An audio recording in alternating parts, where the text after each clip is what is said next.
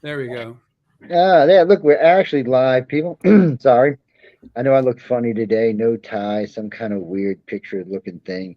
Like somebody's trying to press me down from each side. It's just scary. But anyway, welcome to Arthur's Quill. I hope everyone's been enjoying their day. I mean, here in the deep south where I live, it is raining, which is not uncommon for this time of year. Raining. Y'all will probably hear me say that a lot over the next 3 months. Oh, Joe, it's raining. Is it? No, it's raining. Is it really? No, it's raining, man. People just deal with it. Why do you think we have a covered football stadium? Because it rains a lot down here. But anyway, it's fun. I mean, the weather's nice. It keeps it cool, makes it better. Poor John out there lives in LA with just perfect weather all the time. I'm like, Jesus. Every time I go out there, the weather's always great. The air isn't, mind you, but the weather is great. I was thinking, man, it'd be nice until I start breathing. If not, well, I'm going back home. Where you know. Besides, one thing about living in the deep south, it keeps your lungs healthy because you got to Well, breathe in all Tyler's that. in Healthyville too. Yeah, Yeah. I looked yeah, at the forecast yeah. this week, and it's just rain, rain, rain, rain, rain every single day. I'm like, oh, all right. Yeah. Mhm. Yep, we're getting them cycles. That's just crazy. Hold on. Texting me like that. Don't text me on my phone, people. I'm gonna put messenger on my give me a second. I'm gonna put messenger on my pad, and then you can text me all you want, and then Mr. Tyler Vail and Mr. John Goon and myself can ignore you. Okay. All those ladies you've been pulling, huh? We're not even going into that, man. One day I got to tell y'all some stories about TikTok. Oh my God, TikTok! I run a research organization, right, for people who've had weird experiences, and all of my pages say that. And I mean, all the research pages say that. So you get these people who just write to you. Hey, one just the other day wrote to me, could you give me $900? I was like, for what? Pay my rent. I'm like, for what? And then I got this 5 mile long thing. I was like, oh no, thank you very much. And I love when women send me things. Would you like to pay to see me naked? I'm like, why? You know that porn's free, right? It's just like Jesus. TikTok, shame on you. Can't you ban that crap? And I report every one of them too. I'm so mean. Yeah. It's ridiculous, but it's out there. You got to deal with it. I mean, I like being on TikTok. There's a lot of good people on there. There's a lot of crazy people on there. A lot of strange, odd facts. I like being on Instagram. Instagram's good. Uh, which you got any favorites? Oh, anyway, ladies and I mean, I didn't even properly introduce Tyler Vale today. Tyler is one of the winners from Writers of the Future. Actually, him and I have talked before. He's a lot of fun to talk with. I just got it from He's the not right just time. one of the winners; he's the grand prize winner Yeah, we this be year getting too. to the grand prize. Well, he's even spoiled it now.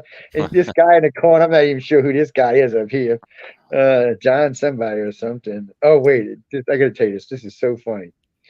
And it's Mr. John Good, by the way, ladies and gentlemen. So I'm talking the other day.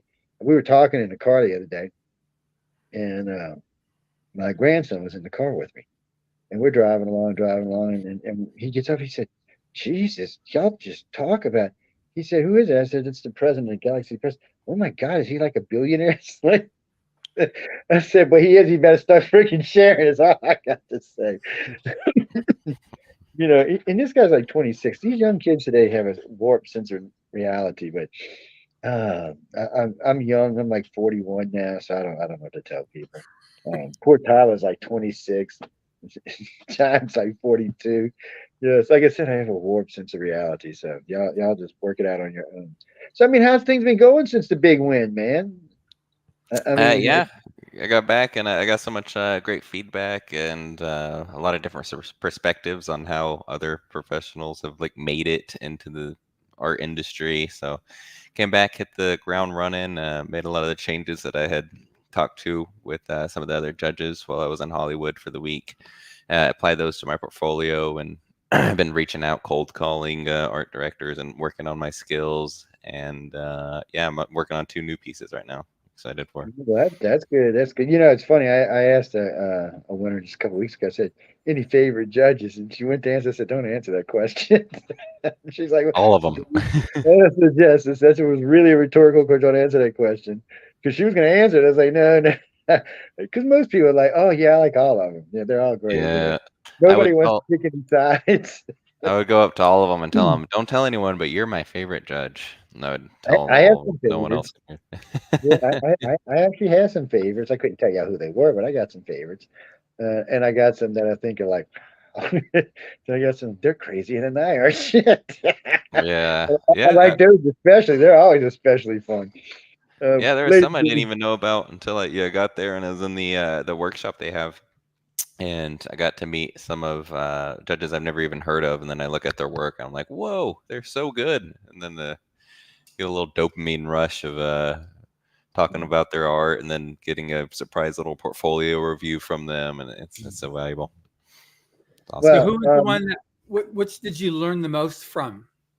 I think actually Irvin, is it Irvin Urban Rodriguez? Rodriguez, yeah. Yes, I think actually him, even though I didn't even know him before I got there. And he's really good at like skin tones and like Yeah. real paintings. I would need to find out where he lives so I can break in and steal some of his paintings. He lives here in LA. Oh, he does. Thank giving me a lead already, John. I don't know. Yeah. The cops might come yeah, knocking for that. it's well, it's still it's nice to be out in LA. I mean, Mhm. it's I like to visit LA 3 or 4 times a year, at least 3 times. But somebody asked me the other day, "Why don't you live out there?" I know you've been giving job offers, so that's true. But I don't know, man. I don't think I have the temperament for LA. Yeah, Yeah. me neither. No, it's I'm not that woke, man. I'd probably get in trouble. As it is, Yeah. Carmen tried to get me in trouble anytime. See, John said, "Oh, go hang out with Carmen." Oh yeah, Carmen definitely. He's bad. He's bad influence on me. He's just a bad Yeah, influence. yeah. Most of California isn't quite for me. I like visiting, but I couldn't live there. Just a little too crowded. Even I'm from There's Dallas places too, to which live, right? Yeah, well, Dallas is pretty crowded, man. yeah. Wait, before we even move on. So, a couple of years back, I was on my way up to actually go see John in Utah at Fanex. So I'm driving through, and they got that one section of Dallas where there's always construction going on, and there's like 5 million ramps going around in circles. Going, I'm like, what the? Who did have thought this was a good idea? And then of course, the GPS has no idea when they're doing Yeah. construction what's what. So you're like going here, going there, getting off here. I'm like, so I called a friend of mine. I said, dude, this is where I'm at because he lives in Dallas. And I said, where the hell am I? He said, oh, go here, and you'll avoid all of that. I'm like, really? You're my best friend now. I don't know how y'all do it. I mean, I've Yeah. that one section. The rest of the United States is pretty cool. It's just that one section is nightmare. And anywhere you get off is always packed full of people. Then if it rains at all Texas drivers just don't know how to drive anymore. Yeah, it's like no, LA as well. Yeah, they just it's just, lose all their ability to drive and just start. I was actually surprised. LA has worse drivers than Texas. I was Yeah. actually LA's surprised. But, yeah, because in LA, unfortunately, everybody feels like, they're owed whatever they want to be able to do. It's like it's yeah. just I drive aggressively, so I probably shouldn't drive any place like LA. Well, it depends what. Actually, that's not really true. It depends what kind of mood I'm in. If I'm really in a hurry to get somewhere, or if it's like Friday, like yesterday, I didn't get home till 8:45. The show started at 9. I was like, Jesus. I actually called one of my hosts ahead of time. I said, "Can you set up everything so all I got to do is walk in, change, and get in there?" It was, it gets insane like that. So I was cruising. It was raining too, and I was still cruising. I was probably one of them people who shouldn't have been on interstate yesterday. the way I like to look at it is like, would I like if everyone else drove the same way that I do? With me, it's yes. I think it would be a lot better if everyone drove the same way I do. But I think road rage was created in California It might have been. Y'all as a get the, term. most of interstates. As a term, though, road rage became the thing. It's been a while that when it started, but somebody get pissed off, they pull out a gun and shoot you in the car. It was crazy. It does. It gets crazy out there. It I had gets, one guy who this is way back, maybe 30 years ago now, where he had a U-Haul and he was carrying a booth for the Book Expo America. He was traveling. It was in Los Angeles that year. He was driving and he said, maybe I could have got off or whatever. But then when he stopped the car and he parked it and it was daylight again, he saw a bullet hole in the door panel. And it was the hand crank on the window, rolling it up, rolling it down. So it was that bar.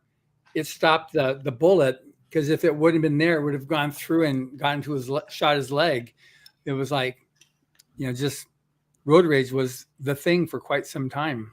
It's pretty bad around the country now. Now at least in some ways, I think the people who are catching it on film are helping because more and more people are seeing it, and more people are realizing, oh shit, if I rage, I might get caught on cam. And Yeah. since it's Yeah. legal in Yeah. most states now, you can get big trouble for it.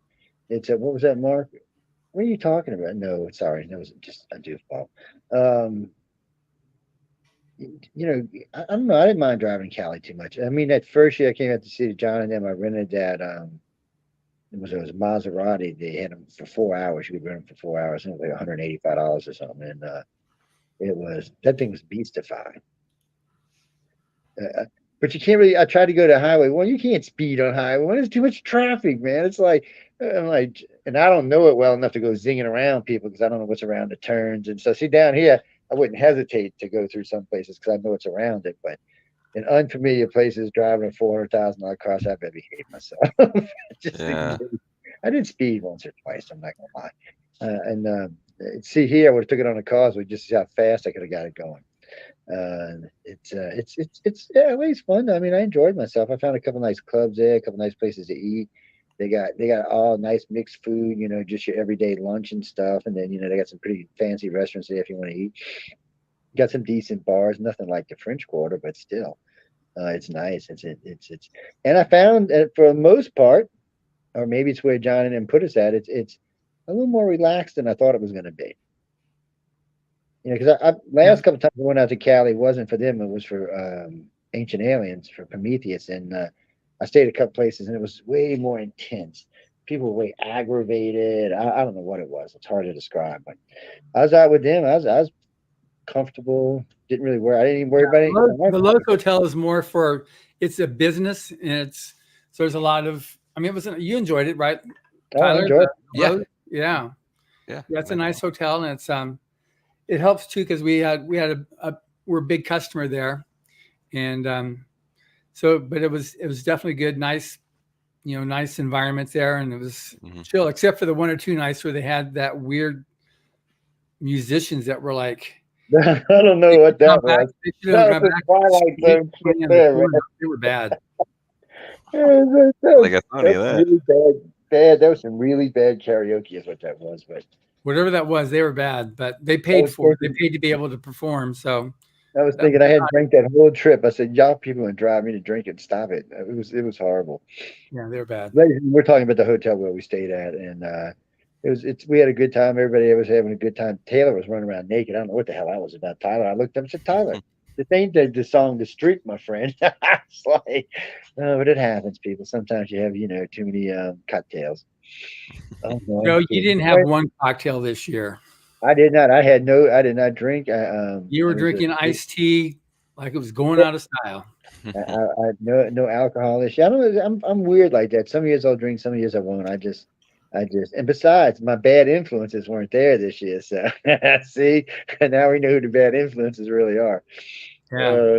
It was just I just wasn't in that kind of mood. I had a lot of stuff going on I wanted to get done, and there was a lot more serious interviews I was doing this year than I did past years. So I just wanted to get them done because there was a lot of big guys I wanted to get out of the way this year because we got all the winners out ahead of time, and then I wanted to catch all the big winners after that, and then some other big names, and I just and I pretty much got everything I wanted to get. So, and it was for me this year was much more productive than the last two.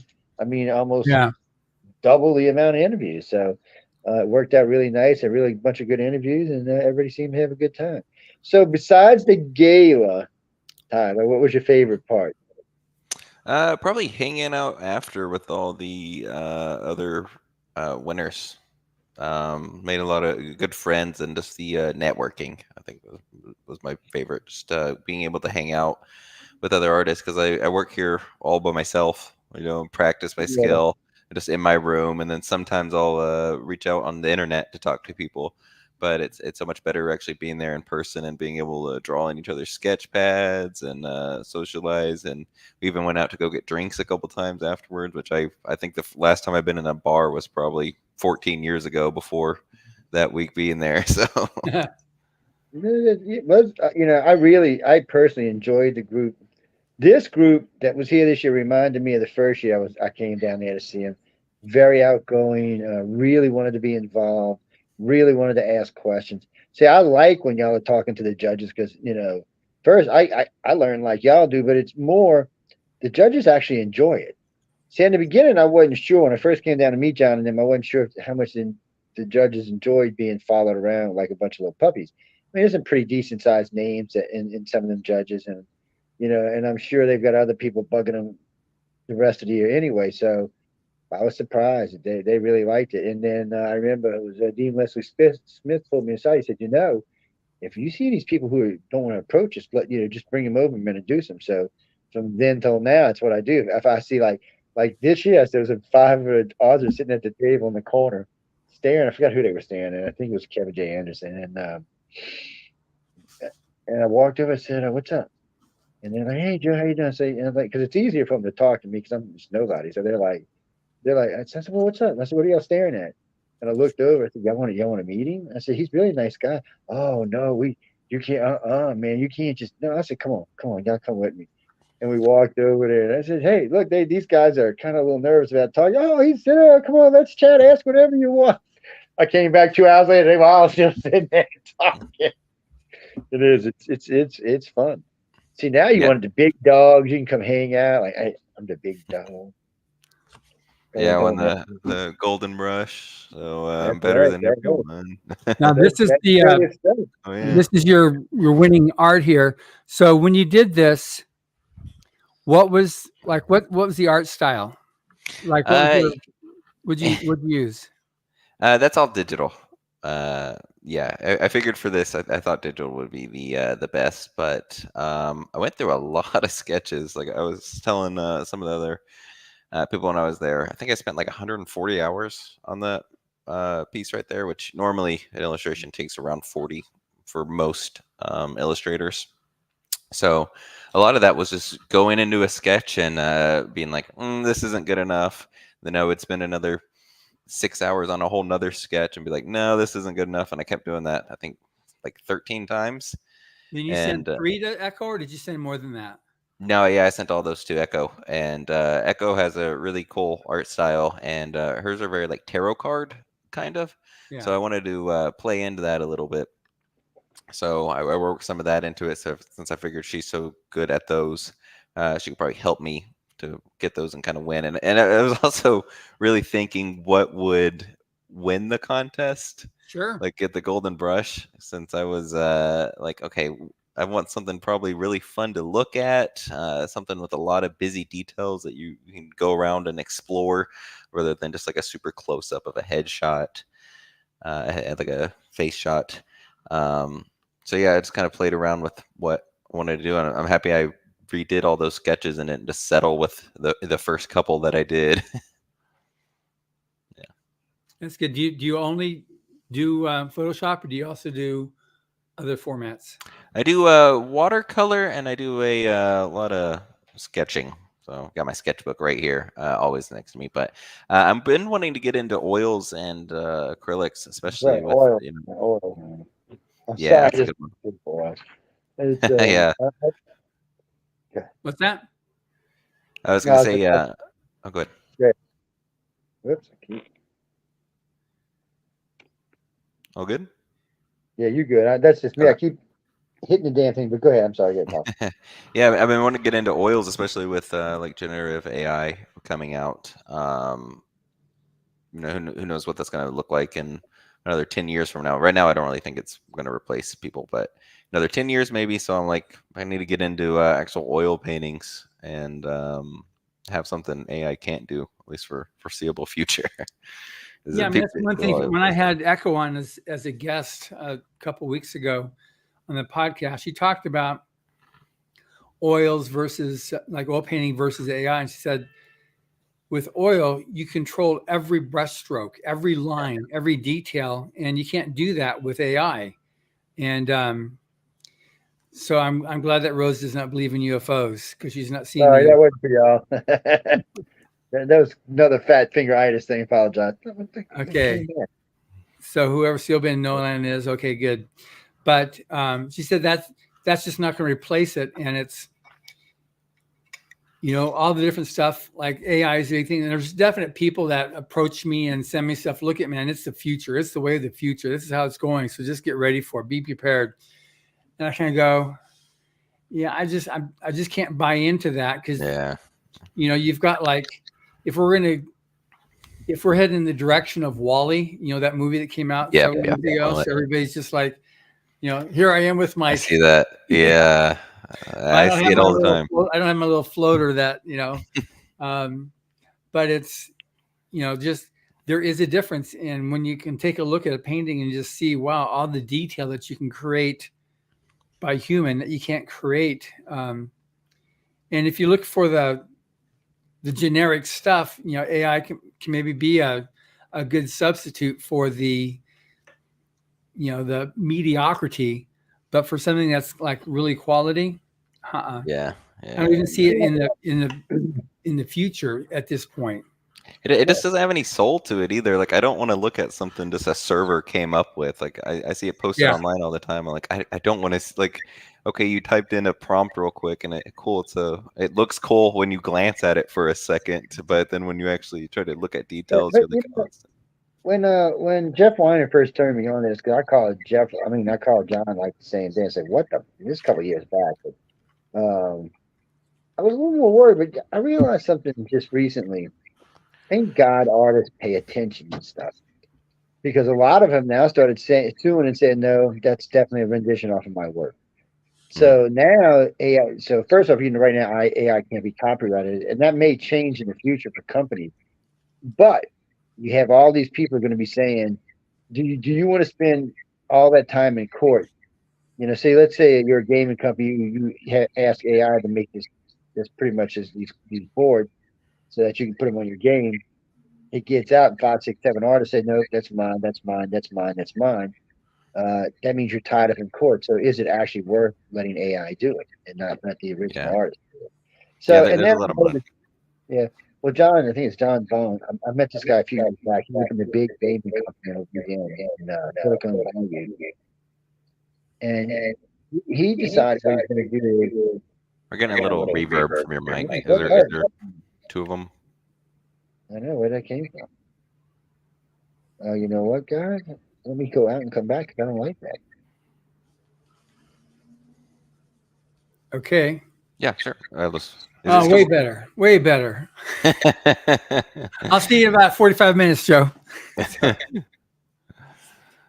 But the whole thing with AI art, and it's funny, we tried on a blog just different styles of science fiction and fantasy, and someone who created it, a guest blogger, did prompts to do the AI art, and Echo said, "What are you doing?" And we looked at it, and I saw it was like, yeah, it all basically looks the same too. It has that, you know, it's like a flat look to it. It has a same look to all the stuff, but it's there's no life to it. It just seems really, you know, putting the different pieces in there, but it doesn't sing. Yeah, and it kind of comes back to that whole Wall-E where humans just want everything handed to them really easily. But the thing is, with like art and music, illustration, acting, all that is about the people and feeling the human touch from it and being able to compare yourself to someone else and be like, wow, they must have trained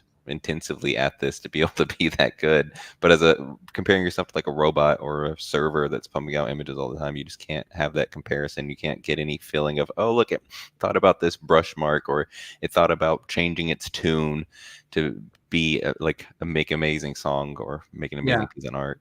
There just isn't any soul to it. But I feel like the only people that really want it are like people that are in it just for the money. Like these companies are like, oh, okay, this can spit out images in, you know, 100th of the time, but they're all gonna look weird and generic and not be as good as what the people can put out. But it's just all about money, really, I think. Yeah. Well, we had one of our grand prize winners from a few years ago. He was doing good. He did a lot of the creatives for what's that? Those movies with the cars that turn into robots. What's Transformers? Transformers. Yeah, he did some of the creative on that stuff. Oh, wow. And then he's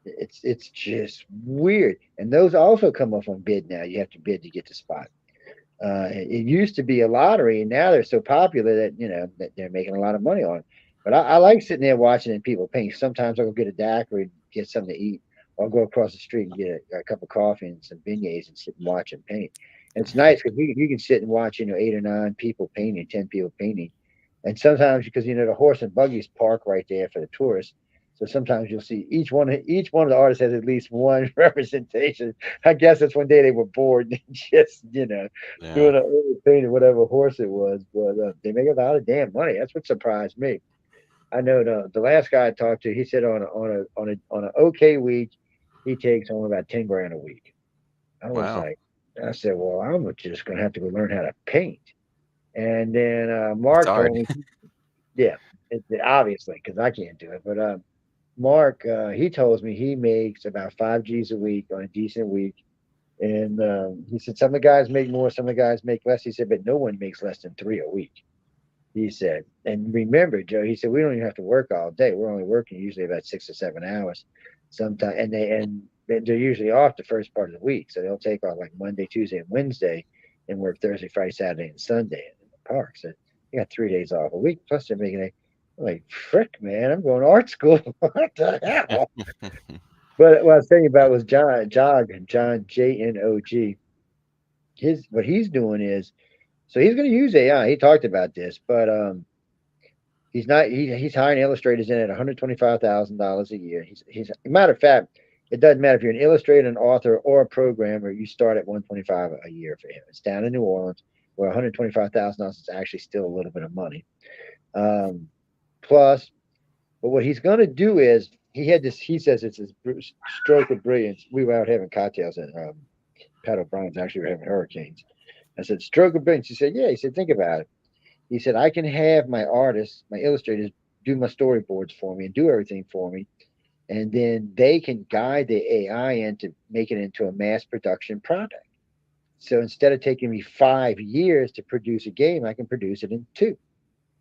He said, I can do the same thing with the Aussies. They can do the layout and then we can have the AI fill it in and finish it. And they can read it. If they're not happy, they go change it. He said, but this way I get to keep all of my people and I get to put a game out at a much faster pace and for a lower price. He I mean, said, we'll see. I "Yeah, don't that's think the what I technology is said. there to We'll do see. it. We're going to see how it works.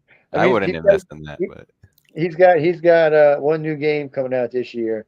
I think he's got in what he told me. He's got 42 million dollars into it. He said it's already outsold it cost him. He said it was done fast and clean and quick. He said the game is fun. He said when it's all said and done, he thinks he'll make $150 million off a game that cost him 32. He's happy with it. And so, but it depends what we're talking about here. I mean, games like some of the bigger games that we know of that are or that they're making movies out of these days, like Halo and stuff, and those are going to take a little more time. But I mean, if you can do storyboards and you trust the AI and you trust the people babysitting the AI, which nobody really knows how AI works yet, and they're just guessing. Um, that's a gamble, and if it works, it works. yeah, You know, I would have to. I would have to see the game and stuff, but he's doing gaming is he's doing it's a big industry. yeah, well, he's doing it because he don't want to fire anybody. That's the whole reason he's Mhm. doing. He said, I'm developing a way that's good for everybody. He said, I don't have to fire anybody because he's got relationships with a lot of his illustrators and a lot of his authors and a lot of his programmers. These people have been with him for a while. He's had his gaming company for 25 years, so they do a lot of work for a lot of people. I like talking to him. He's fun. He doesn't mind, getting out there and putting his ass on the line. He reminds me like of a mini version of Elon Musk. That's what he reminds me of. I said, dude, you think you Elon, don't you? He said, I wish I was Elon. He's worth. I mean, he's legit probably worth $300 or $400 million, but he's not worth hundreds of billions or nothing. Yeah, then I look at everything he like tweets or whatever he wants to call it now, and I'm like, God, I just hate this man, He Elon. got Elon is. I love Elon for the simple fact that he will say whatever's on his mind anytime. I like people who speak their mind, whether I agree with them or not. because sometimes Yeah. I look at people and say, well, I like that you speak your mind, but I think you're a complete moron. But still, it's a free country. Freedom of speech is one of the things we pride ourselves on. So, like, and sometimes I want to fight with people, and sometimes I don't. John doesn't allow me to talk politics while I'm in LA, so Probably for the best. Yep. it's definitely for the best. So, Although but 5 minutes before, because I'm up here right on Hollywood Boulevard, so up on the 5th floor where I've gotten in one of my offices up here, and just 5 minutes before we started, there was a huge demonstration down Hollywood Boulevard to the pro PLO or PLA and PLO. So they just were going down there with all their flags and everything. As soon as it was gone, then there was the Oriental um, Jesus guys. They go up and down the street with their flags and stuff. So you have that, and so okay, yeah, well, this is Hollywood, and you go down about a block, and there's in the middle of the street, there's the Black Lives Matter still painted on the street, and it's like, this is one confused town, with A lot of people. a lot of people.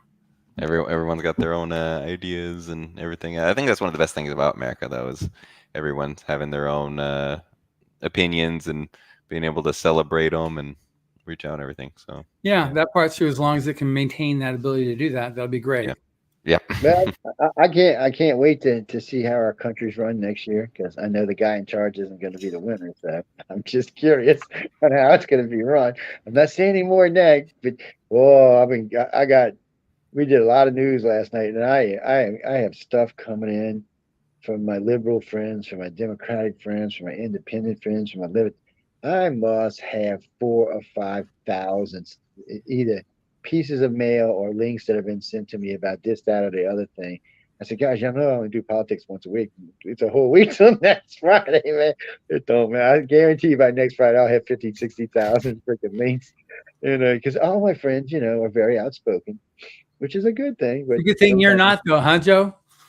well, I am, but I'm not always. Sometimes, when I'm busy and busy, I don't have time to argue. I don't have time to argue, but it is fun. And it reminds me. So this is kind of political, but kind of not. So, a friend of mine lives in Maryland, and he drives the interstate between Maryland and DC all the time. So there's a guy. He's a black guy. He stands on the side of the road in Maryland, and he paints art while he's there on the side of the road. He has easel, and he gives them away, and all on the bottom it says, what does it say? Make art, not something. I forgot how he worded it. But he actually gets it pretty good. And I'm thinking, if that's got to be a distracting and motorist, people arrest the guy. What the hell? I'm all for free art, man, but come on. But they do look cool. And he is, I guess, trying to do his thing to, I don't know, to maybe get motorists to wake up. I'm thinking, no, dude, if they look over at you and hit the car in front of them, it's not going to be funny. But one thing about the contest, Writers and Illustrators of the Future, I had letters and proclamations from the governor of Arkansas, who's far right, and I had the Senate Majority Leader, who flew a flag and dedicated the flag to L. Ron Hubbard's Rise of the Future, who's about as far left as you can get, and Chuck Schumer, and it's just, but it just shows like the contest, because I keep it not political and not religious, and so the number of recognitions that this contest has gotten from all sides of politics, just because of what it does and the importance of the arts. I don't want to cut short, how important it really is to validate the arts, to be able to heal and to kind of like bridge what's going on. And especially when you got arts of science fiction and fantasy, so that you can discuss topics that you can't talk straight away about, Republican or Democrat or Catholic or Jew or whatever. But you can talk about, other aliens and other things like that. They kind of like deal with that and just kind of like, okay, well, I can look at that. Oh, that's silly. Not realizing that it's perhaps satire what's going on right now, but it's just, I took a real nice win on that. That's the kind of recognition that the contest was able to achieve. That's a big thing, because not many things, and I mean not many things, will you see both sides agreeing on. Yeah. Usually they just argue these days. A lot of my blue and red friends just argue for the fact of arguing. We were somewhere the other day. Yeah, we went to a barbecue place and said one of my friends says, "Oh yeah, best barbecue around because it just won an award." The guy says, "No," I said, Bruce, you just told me last week this is the best barbecue you ever had. I said, see, I just want to argue for the sake of arguing. Um, and you see that a lot. So anytime I see any sides that are actually agreeing on anything, it's first it's a little scary, but secondly, it's just nice. It's nice, and it actually gives a lot more credibility to anything when you get both sides agree on anything. Yeah. Yeah, and I completely agree with what John said. And the arts being able to bring people together, and widen your perspective on everything. I forgot who said it, but it was a saying about ignorance not surviving like travel, and I think that sort of applies to art too, and just being able to have a different perspective, because I think that's one thing that really leads to people fighting and bickering over each other, is not being able to shift your perspective to the other person, and just being locked in one mindset and not being open-minded. And I think the art's really like mostly writing really helps with that. Yeah. And then one thing too that I've tried to do, I myself stay very neutral in all things religion and politics. But it's if the judges want to, like a lot of the judges will say yes, especially the ones who are like Latter-day Saints, or Tim Powers, Catholic, Scott Card, Mormon, and same thing with Brian Hales. With his And 25 wives. what's that? I said Scott with his 25 wives, 26 wives. Oh, that's right. You weren't there for that interview. You'll hear that later on. Anyway, y'all didn't know Scott Card had 26 wives. Shame me. I thought y'all knew that. Mm-mm. Man, I didn't it's gotta know. be. That's all I got to No, say. he didn't. He must be what keeps him so young. We had a conversation and that came out in the conversation. I mean, it's not for real, but it's one of the things that came out in the conversation. I asked him. I said, "How is it like to have 20 wives?" And he said, "No, like 26 actually." It's like really. I said, Gotcha, Mike. and I said, "Well, maybe you should write a book about this." He started laughing. He said, "I don't know, man, you get in trouble, kicked out the church or something." Yeah, I remember Ender's Game was one of the very first books that got me into reading. I still have it old. It was like first edition. My dad gave it to me when he read it when it first came out. He I loves the still have it. book. He loved how he wrote the book, but he hates the freaking movie. It's I Well, thought the the movie problem with was the okay. movie is that the book Ender is like what, 6 years old, 7 years old. I think And the he's movie, more like pretty 8 young. years old. But yeah. He was like elementary school. He wasn't a teenager. So whatever age, but he was really young. He wasn't this guy that. I mean, the guy they're playing, he's young, but I'd say he's like what 14, 15. The guy and yeah, it playing became the Yeah. a movie. romance, a young, And I think I romance. think this guy was supposed to be like 7 or 8, something like that. So he said he won't watch the movie. I mean, it's in the interview. I mean, he said he won't watch it. But he cracked me up because he said, I sent this to the producer, 5 things not to do. He said the producer, I'm not going to say how he said it, but he said the producer did all 5 things. I said, damn. He said, then they got a new producer. And I told him, he said he got rid of 4 of them, but kept the only one I really hated the most, which was, of course, keeping Ender older. But I mean, I kind of understand why they did it. It's a hard sell. I mean, it's a hard enough sell with the kid at that age. At 8, that's a hard sell, for Yeah. any science. It's a. But I mean, the movie did good. I enjoyed the movie. I'm not gonna lie. I enjoyed watching it. It wasn't a little twisty as a lot of people said it was, but it was an enjoyable. And he is a great interview, by the way. If you ever get to sit and talk with him, take the time because he's a lot of fun to talk to. And I didn't get no trouble that day either. I stayed out of trouble somehow. I'll tell you who else is fun to talk to is Pat Henry. He cracks me up, man. He is hilariously fun. So I know you worked with Echo. What do you think about Dan?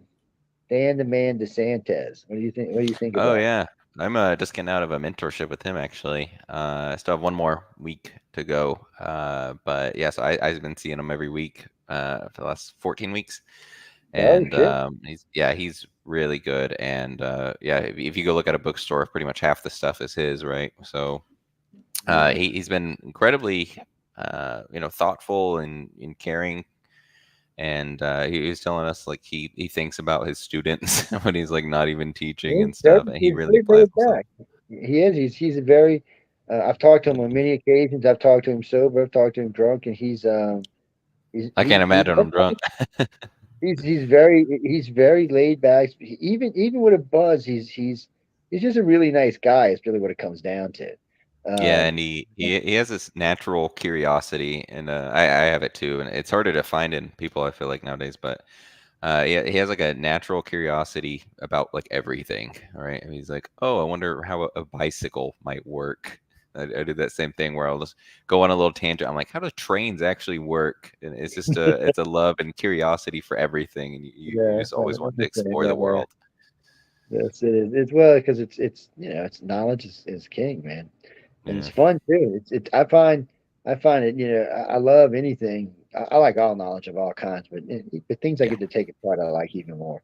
yep.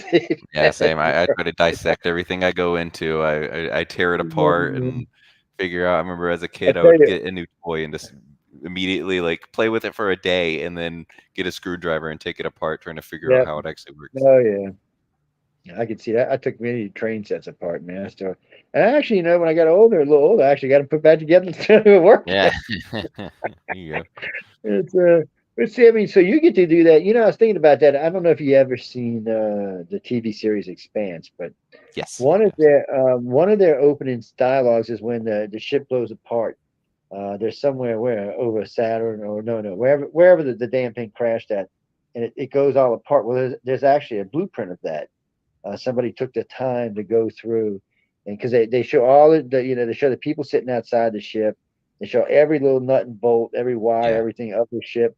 Somebody actually took the time. I thought it was printed, that somebody just copied it and printed it, but somebody actually sat there and drew it. I was like, damn, that's Yeah. pretty detailed. That's a lot of work. Yeah. Um, It was a really cool scene when the proto molecule just yeah, dissected the ship, and then you see every yeah. single part separated so it can A study it. good Yeah. series. Really cool book and It had series. one kind of slow season, but it was a good series. I enjoyed it. Yeah. It's when I first seen it, I was like, I usually have a rule if I see titties in the first part of the movie, I'm usually think. But no, it was good. The series was good. It was a lot Yeah. of The fun to books are watch. even better if you're into that. Yes, and one of the things I like about it because I like near now scientology anyway, so it's not that far off for us. When you look at the science, it's not really it's science we currently have. Shit, if Elon has his way, it'd be far beyond that. I don't know. I don't know who this guy is. Sometimes I wonder if Elon's an alien or something because every now and then I just wonder. I mean, he just does things that. Come on, NASA, Russia, and China have been trying to land a rocket for 50 years.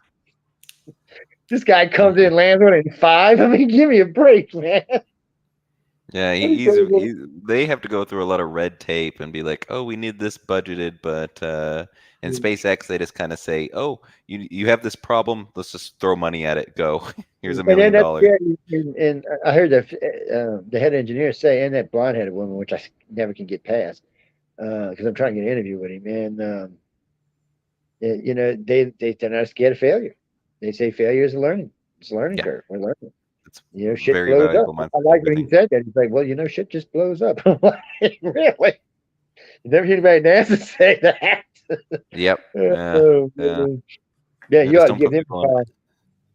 You ought to give them a call and see if they'll let you draw because they used to have an artist who sat out at Cape Canaveral and did art, sketches or different types of art for NASA and for SpaceX. But he just recently, the guy who was doing it got picked up by some big company, so they've been looking for somebody else. I don't know who you would talk to, but they're looking for somebody else to do it. And the guy's making pretty good money, but somebody in New York picked him up, put him on board as one of their illustrators. So I was like, oh, okay. As an illustrator, I know there's a lot of venues for y'all to go, Yeah. but how do you know? I mean, sometimes you got to take a job because it's a job and you need the money. I understand that Mhm. because I'm a contractor. But there are things about contracting I really enjoy doing. There's certain types of jobs and work I get I really enjoy doing, and I really have. When I finish a project, I have a sense of completion and accomplishment. So it makes me feel good. So I know it's the same for artists and illustrators and authors. But I mean, how do you know? And I don't know if you can answer this or not, but how do you know what it is? You know, when you're out there looking for work and looking for jobs, how do you know what it is that's going to give you just that completion, that sense of accomplishment, that sense of damn, I did that. I'm just curious. I mean, I don't know if there's Yeah, no, even if that's it a can good be question. qualified, but Yeah, yeah, no, it's a good question, and I was actually talking to Dan DeSantos about this a little bit, but we're kind of talking about it, and in my opinion, a good artist could make anything fun. You know, if it's a portrait they're trying to do, they can find something they like about it, whether it's like, oh, I really like the skin tones of this person, or here's the fabric they have. Let me have a lot of fun painting this and try to get it with really big brush strokes, and but it's also a lot of trial and error and figuring it out. Like I've never done a exhibit of any kind before. I don't have a lot of physical work. Most of mine's digital, but yeah, just a lot of trial and error, and not being afraid to put yourself out there and then fail. And then with each failure, you're learning a lot. Yeah. So yeah. just a lot of trial and error is the short answer to that. But yeah, also trying to make it fun, even though it maybe sometimes it isn't. Well, I can see that. I mean, Mhm. I do try to make stuff fun. I mean, the radio is easier because it's a little bit different kind of work, but I usually have at most interviews, I'll have some fun, or I'll have a lot of fun, a lot of them. But construction is a little bit different. I tell you what drives my wife crazy is when we walk into a restaurant and I'm like, who did that? That looks like crap. Do you see that L on the floor over there? God, look, I'm surprised that roof's still. She's like, shut up and eat your dinner. But Yeah. basically, like, but see, that makes it's happy. I like to nitpick stuff like that. So, because you're sitting in a building thinking, should I be even in this damn building? That's a question mark. But it's a lot of fun. Yeah. Yeah. Oh, I wanted to ask you this because I Hmm. got some friends who make some really big money. They do murals. They do home murals for rich people. Yes. So it was about a year ago. We set up a deal with one of our customers who this guy's just weird. But first off, he spent $5 million to build this new house. He 2 million of that is because he kept changing shit. His bathroom is bigger than my master bedroom and suite next to it. If you add in his bedroom, it's about probably as big as my 2,000 square foot house, easily that big. And I'm like, damn, man. I mean, and he changed that to where the shower went, where the tub went, where. I was like, dude, stop. And then we were redoing his party thing outside by the pool. First, he wanted in this, and then he wanted in wood, then he wanted in stainless steel, then he wanted in marble. I'm like, dude, stop. I was like, you're just giving me money for the sake of giving me money. He started laughing. I said, no, really, you're just giving me money for the sake of giving me money. So we get inside, and my partner's an electrician, so he ran him some really nice lighting in his little cubby. Well, he wanted a nautical compass put up there on his ceiling. This is a big area. I mean, we're talking the whole area is probably about 3,800 square feet. So this woman came in, put it up. It looked beautiful. And then she did it with blue, and then he wanted gold leaf. So she got up on the day of scaffolding, and each one of these points, which the four main points she did in gold leaf. The whole job cost him $87,000. Wow. It took her 2 weeks. So then he wanted a scene on his back wall. He drove me crazy looking for this scene. So it basically was a French Quarter scene, like you were walking into a courtyard in the quarter, and then so you could like see the brick and the walls and stuff going out the brick, and then you go in, and then it kind of opens up some, and then it stops, and that's the end of the picture. $161,000, 3 weeks. I was like, and now I get 10% off of that, but still, man. I said, I am in the wrong line of work. I mean, but we see stuff like they come in, like Jeremy went and did this lady's house where he just put like brick around the window with grapevines and stuff. I think he charged it was like $700 a window. And he did about 15 or 20 windows. So nice little chunk of money. Took him about a week. You know, it's like, and he does a lot of that, just enhancements in homes, like cracks in the. He'll paint a wall like it's brick with a crack, and then some bitch, it always looks like a real wall. I mean, it looks like a real brick wall. It's a real wall, but it Yeah. looks like they make a lot of money doing this, man. And I never really think of it when I see all of y'all in LA. A lot of times, for some reason, it just doesn't dawn in my head that a lot of the painters could be doing this. The ones, especially the ones Yeah. who like to work in acrylics. I couldn't do it. There are stencils you can get these days and cheap. Like grapes and stuff hanging and things like that. But I never really think about y'all doing work like that. But then when I Yeah. start hearing how much money they're making, I'm like, shit, everybody should be doing this. And you live in Dallas, man, because they're gonna probably want mostly cows and horses and shit on the Yeah. walls. Like, yeah, I bet you can paint one of them. Trust me, I think you can figure it out. Yeah. My first job was construction. Did Decasil for the caulking that they do. yeah, Yeah, I did that, so I know a little bit of construction work. But yeah, there's so many different avenues you can take, and it's funny because you kind of think the hardest one in illustration is really difficult to get into, but kind of the mindset you have when you first get into it is the hardest path is going to be one of the most rewarding, but that isn't necessarily true all the time. And a lot of the times it's the smarter path, or like a niche that you can get into, whether it's like selling at cons or selling prints of superheroes. So there's so many different little niches you can get into, once you get your that's the skills thing. up. Yeah. And then like Echo does a show between John and ours. Hmm. John's on, and then Echo's on between us. So she's doing professional art on the on her show, which I haven't even given her numbers yet today. But um, I had a couple of guys approach me because we're on Roku and we're fixing to add Fire Stick about doing other types of art. Just basically, I was picking on her about this, but they want to kind of do kind of like a Bob Ross series where you start out with the first one and the last one, but the five in between you actually have to purchase Huh.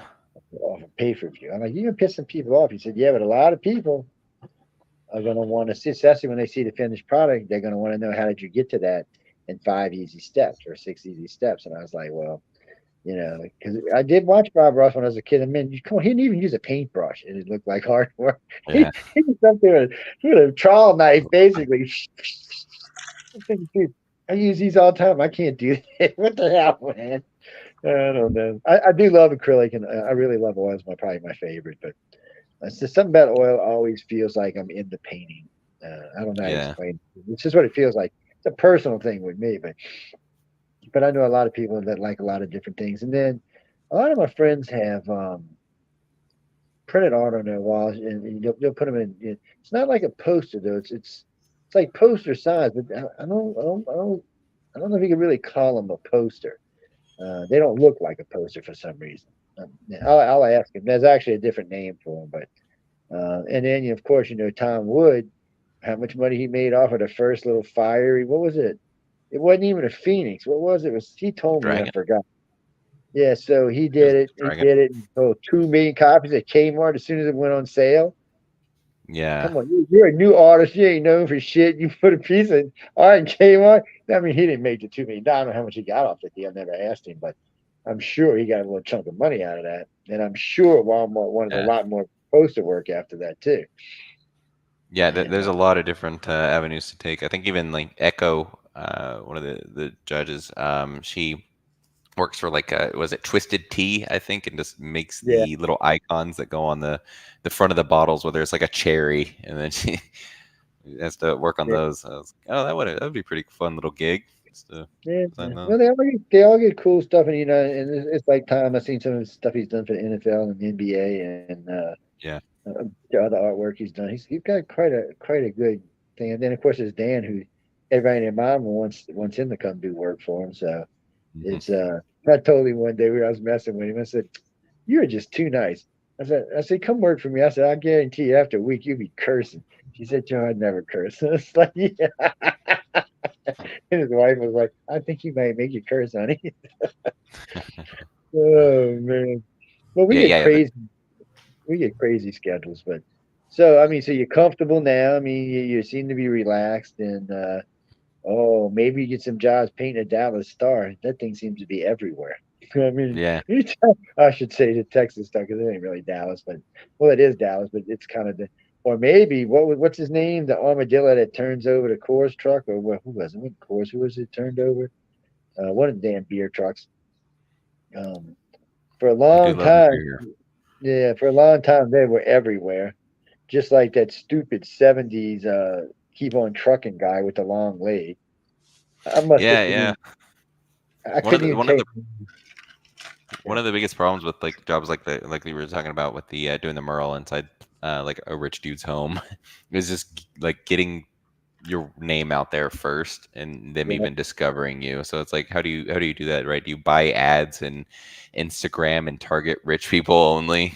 I had a friend who did that in New York. He actually would buy targeted ads towards just like really rich people in New York to come look at his exhibit. Because you know, if you pay for ads on there, you can actually target like pay ranges, age ranges, all kinds of stuff, and he would actually target all the rich people to come and buy his art. That's very like abstract, and then now he has like a whole exhibit in New York and stuff. Just towards that, and that's kind of how he got started. I thought it was hilarious. I was like, I never yeah, would have it thought of was. that. Well, they got those, and then they've got these books that the rich people read for certain types of designs for homes, all the up to date stuff. You can put ads in Mhm. those as well. That's how Yeah, a lot of the painters I know got picked up. They were, a lot of them were furniture or design stuff for your home, and they'd be in there, or sometimes they would just get a page with one of their artworks designed in a rich person's home, and rich people like to hang out with rich people, so. yeah, yeah. Well, this guy's being used by these people. He's got to be pretty good. But you do have to have a certain standard when you work with rich people. They're a pain in the ass. They are a Yeah, pain in the ass. There's some really nice ones, but for the most part, they're a pain in the ass. They it's figure they're probably paying X amount of dollars. They want X amount of pain in the ass. So, yeah. That's why most of them even got rich in the first place yeah, that's because true. they were a pain in That's really true. That's true. I won't argue with that. the ass. I'll get them up and they'll tell me, well, how long is this going to take? I said 10 weeks. You can't do it faster. I said, if I could do it faster, I would have told you I could do it faster. You sure? I'm like positive. But this guy said, well, so you can use that guy. I said, because I can't do it in 10 weeks. Okay. I said, I can only do it in 10 weeks. And I always give myself an extra week or two because shit always goes wrong. Yeah, Uh, yeah. but this Whenever guy, I'm doing, he likes a lot. So this is painting for not, this is poor painting. I mean, not artwork. He goes, if we go to do his house, it's all in this really fine acrylic. It's really high dollar paint. And he still wants us to screen it through 5 pieces of cheesecloth before we put it on the wall. I'm like, it's already been screened, right? Oh, but Joe, I said, I can do it for you. You're paying for it. I don't have no lie. I told the guys, put the lids on, screen them out. And he said, now look how much better it looks on the wall. I said, ooh, it looks good. Yeah, man. Wouldn't have made no difference. How I paint one on that wall would have still looked the same. yeah, You know, had a customer who wanted his whole house painted by brush inside. I'm like, you're crazy, right? I mean, it's like 6,800 square foot house. I said, you're crazy, right? They're doing trimming. And that's what he wanted. He wanted it. He wanted this weird look. I was like, whatever you want. I said, well, the yeah. price just tripled, right? He's like, tripled. I'm like, it just tripled. I said, because these guys, I That's how mean, to it's a do it. lot of work. Oh yeah, I mean, you're talking 4-inch paintbrush. I'm like, okay, no problem, because we like to Yeah. spray. If I ever Women, have a private commission reach out to me and it's like, hey, do you mind painting this? And then it's just something I really don't want to do. It's called the like I don't care price, where you just kind of like double what you would normally charge someone. And yeah. if they say yes, hey, you got to work on that and get paid a lot. But if they say no, then no less. Oh yeah. Well, I've done that before. One of our owners asked to have him and his wife. They had him in a portrait naked, right? And he wanted it painted. He wanted it painted on this big wall. He wanted himself painted naked on the wall. It's him and his wife, embracing. Huh. Anyway, they're laying, Weird they're to me. laying on. So it's in a decent sized oil. It's like a 6 foot oil by 2 foot. Wow. So now he wants this on a 30 foot by 6 foot wall. I said I can get it done. I said, but it's gonna be expensive, man. He's like, why? I said, because you're just ugly. he started laughing. You think I'm kidding you? I'm being serious. Just if he's good looking, when some of these girls might come in and done a little cheap, I said, but so I gave him a price. I don't know. I think it was 45% over what I would have charged. He said no problem. And then at the end, he even tipped the girl extra 10 G's because she did such a good job. The Wow. whole that whole job was $142,000, and I was like, and she said I could have done it for cheaper, Joe. She said, but you know, if I'd have said anything cheaper, he thought he wouldn't get his money's worth. It's like, and that's true. That's Yeah. another thing if you don't learn it, but rich people expect to pay X amount of dollars because they don't feel like they're getting your best job. Yeah. It took me about a decade to learn that, unfortunately, but I know it now. It's a weird little psychology thing. Yeah. One of them things, but that's what they expect. And I was doing roof work for this group, and he said, "You're so cheap." I said, "You got a problem?" I said, "It isn't done, and we were making big money." And then he's like, "No, you're so cheap." He said, "Oh, your work is great." He said, "But you should like double or triple your price." He said, I think you should triple it." So the next bill, I tripled. He said, "Why so much?" I said, "You said triple it." He started laughing. He said, I'm fine with it." He said, "Still a deal with you." I was like, "Okay." So you get weird customers like that. I don't know. I guess they want to see you do good. And if they like you, they do. Like, like if you start doing artwork like we were talking about people's homes, if they like you, it'll get passed around really fast. You'll be all over the place. You end up, what usually ends up happening is you end up with like 5 or 6 years of contracts and you just don't have the time to stop.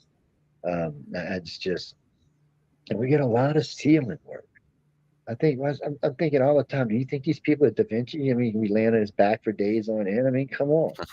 Um, I did see one of y'all though. I ain't gonna mention who he was. Who had a color when it came to oils. His colors, I think, was as good as Dan Van Gogh's. He also had a similar thinking. I'm like, dude, have you ever read about Van Gogh? He's like, no. I said, you need to go read.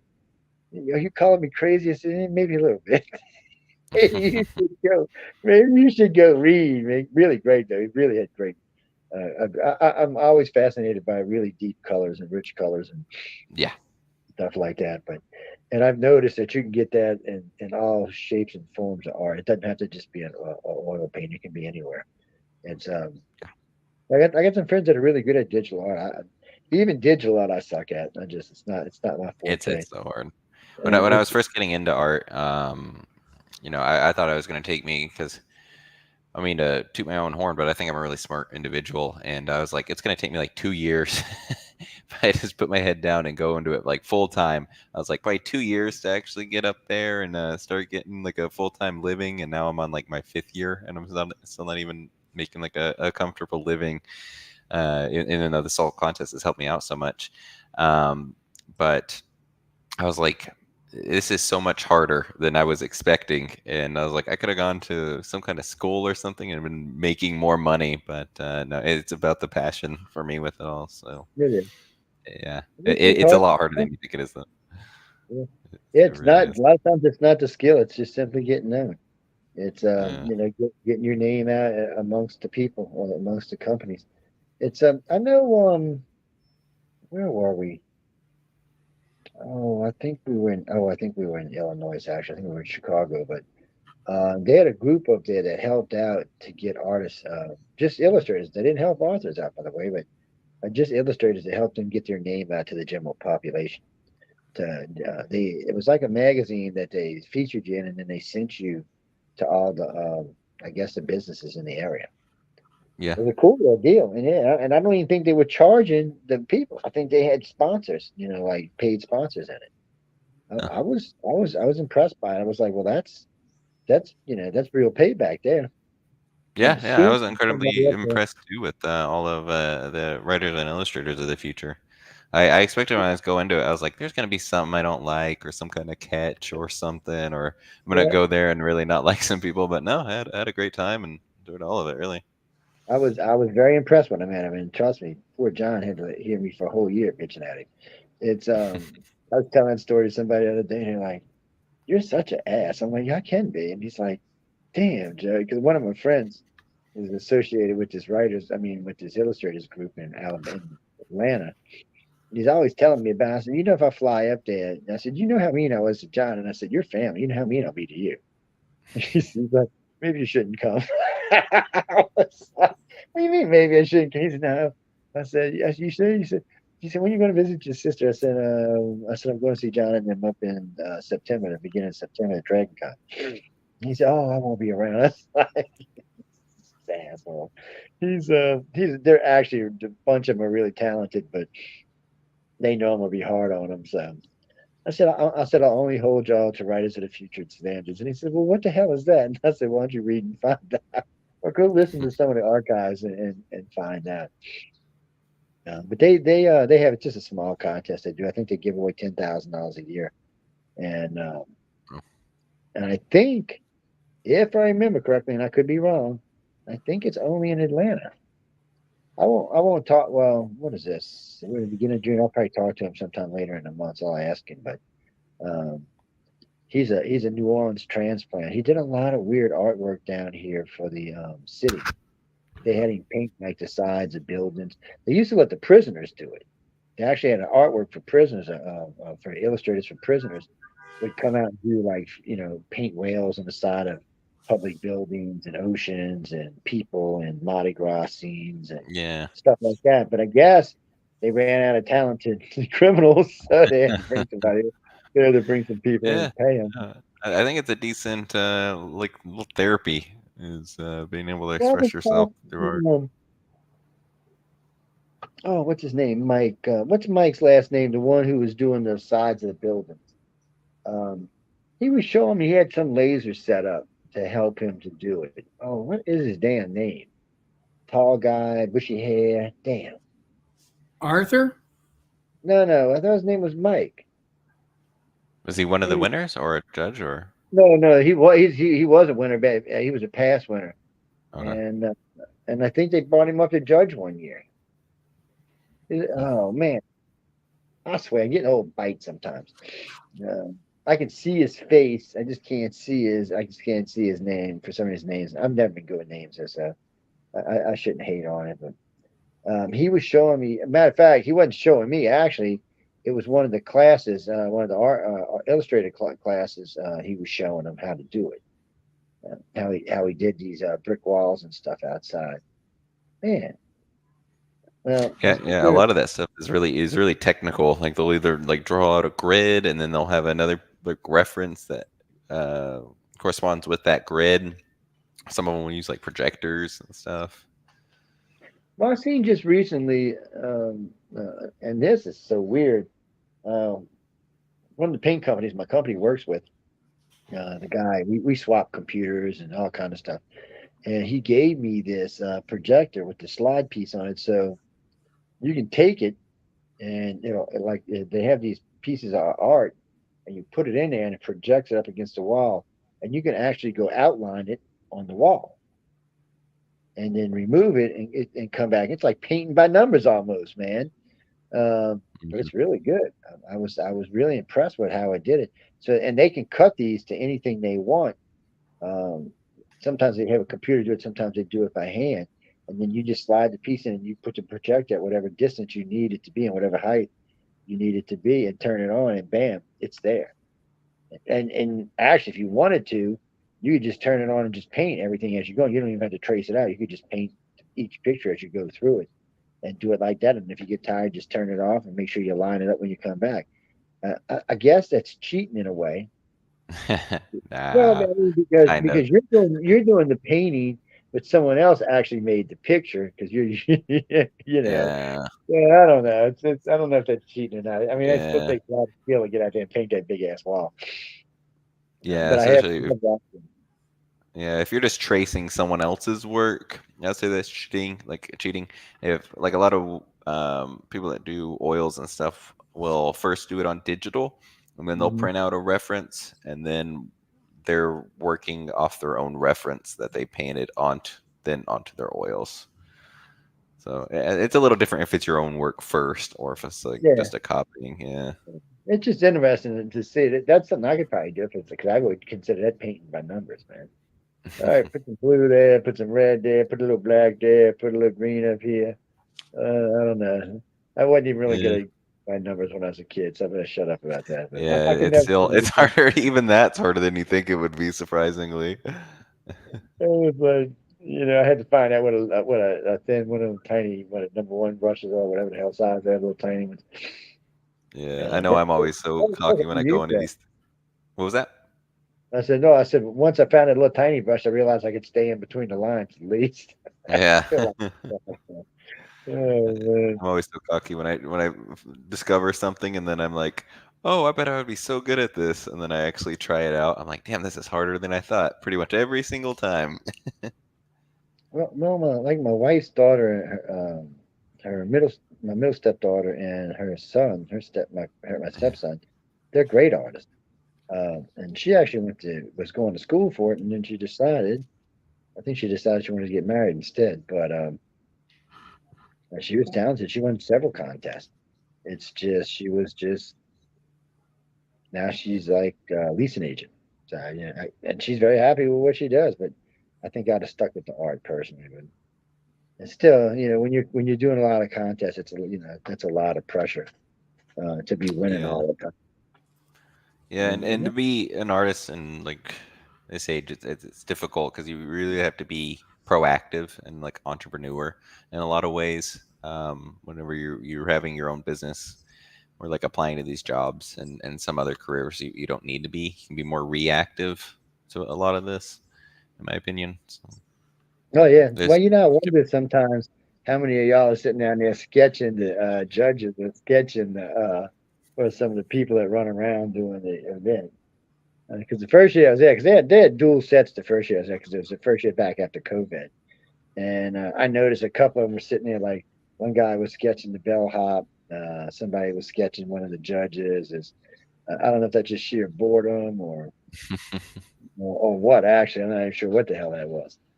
And maybe a then coping mechanism. maybe so. That might have been what it was. Hmm. So, John, what did they get compared to what the authors have to do for the 24-hour story? What kind of thing they get like that? Or do Well, I you need were to ask sent. that question? Okay. Now you were sent a copy of one of the Hubbard stories to read, which I think was Mhm. To the Stars, and then Yes. there was an illustration project I thought that was supposed to be done against that, and then you also have the live modeling session that you're Yeah. supposed to do too, which is Yeah. comparable.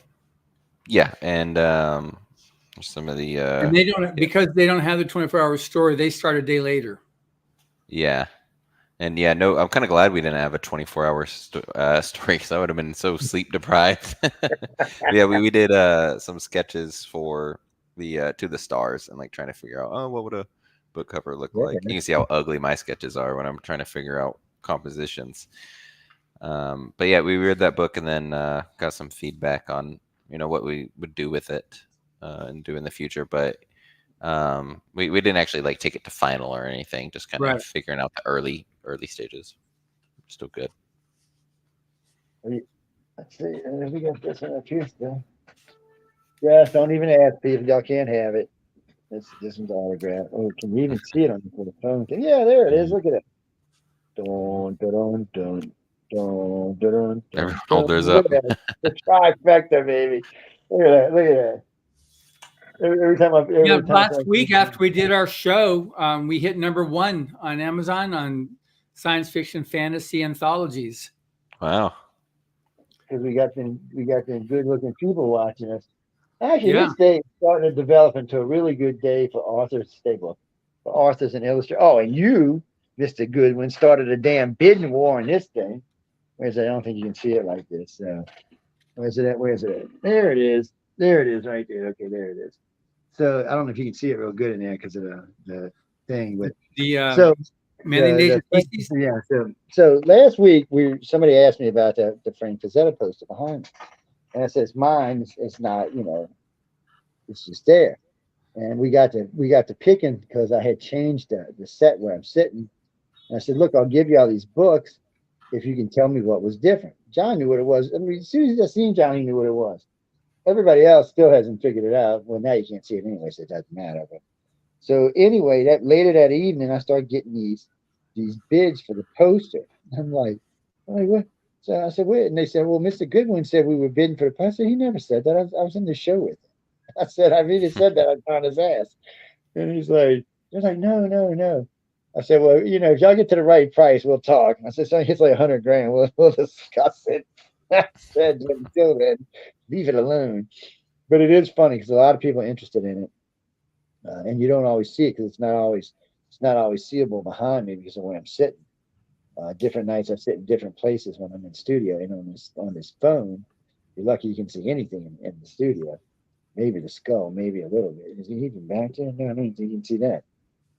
It's one of them things, but yeah, you ought to draw this guy out. Here. Where is he at? Can you see him? Alien skull or Can you the see? So that is actually, what that actually is supposed to represent? What they call a hybrid skull in South America's day. Well, there's supposedly an alien skull found in South America. And originally, when I seen this, I said, oh, well, that's what that is. There were two different types of hybrids found in South America, and this was a representation of one of the skulls. And I was like, really? I said, it looks a lot like an alien skull to me. And but I had to check on it to make sure because I had met with Lloyd Pye, who was the guy who had the alien skull, and that thing was so light; it didn't feel nothing like a human skull. When you held it, it felt like air almost, and it was huge. It was way bigger than that is. I mean, literally, it was like this big around. It was monstrous. And yeah one DNA came back female human, the other part of the DNA came back unknown.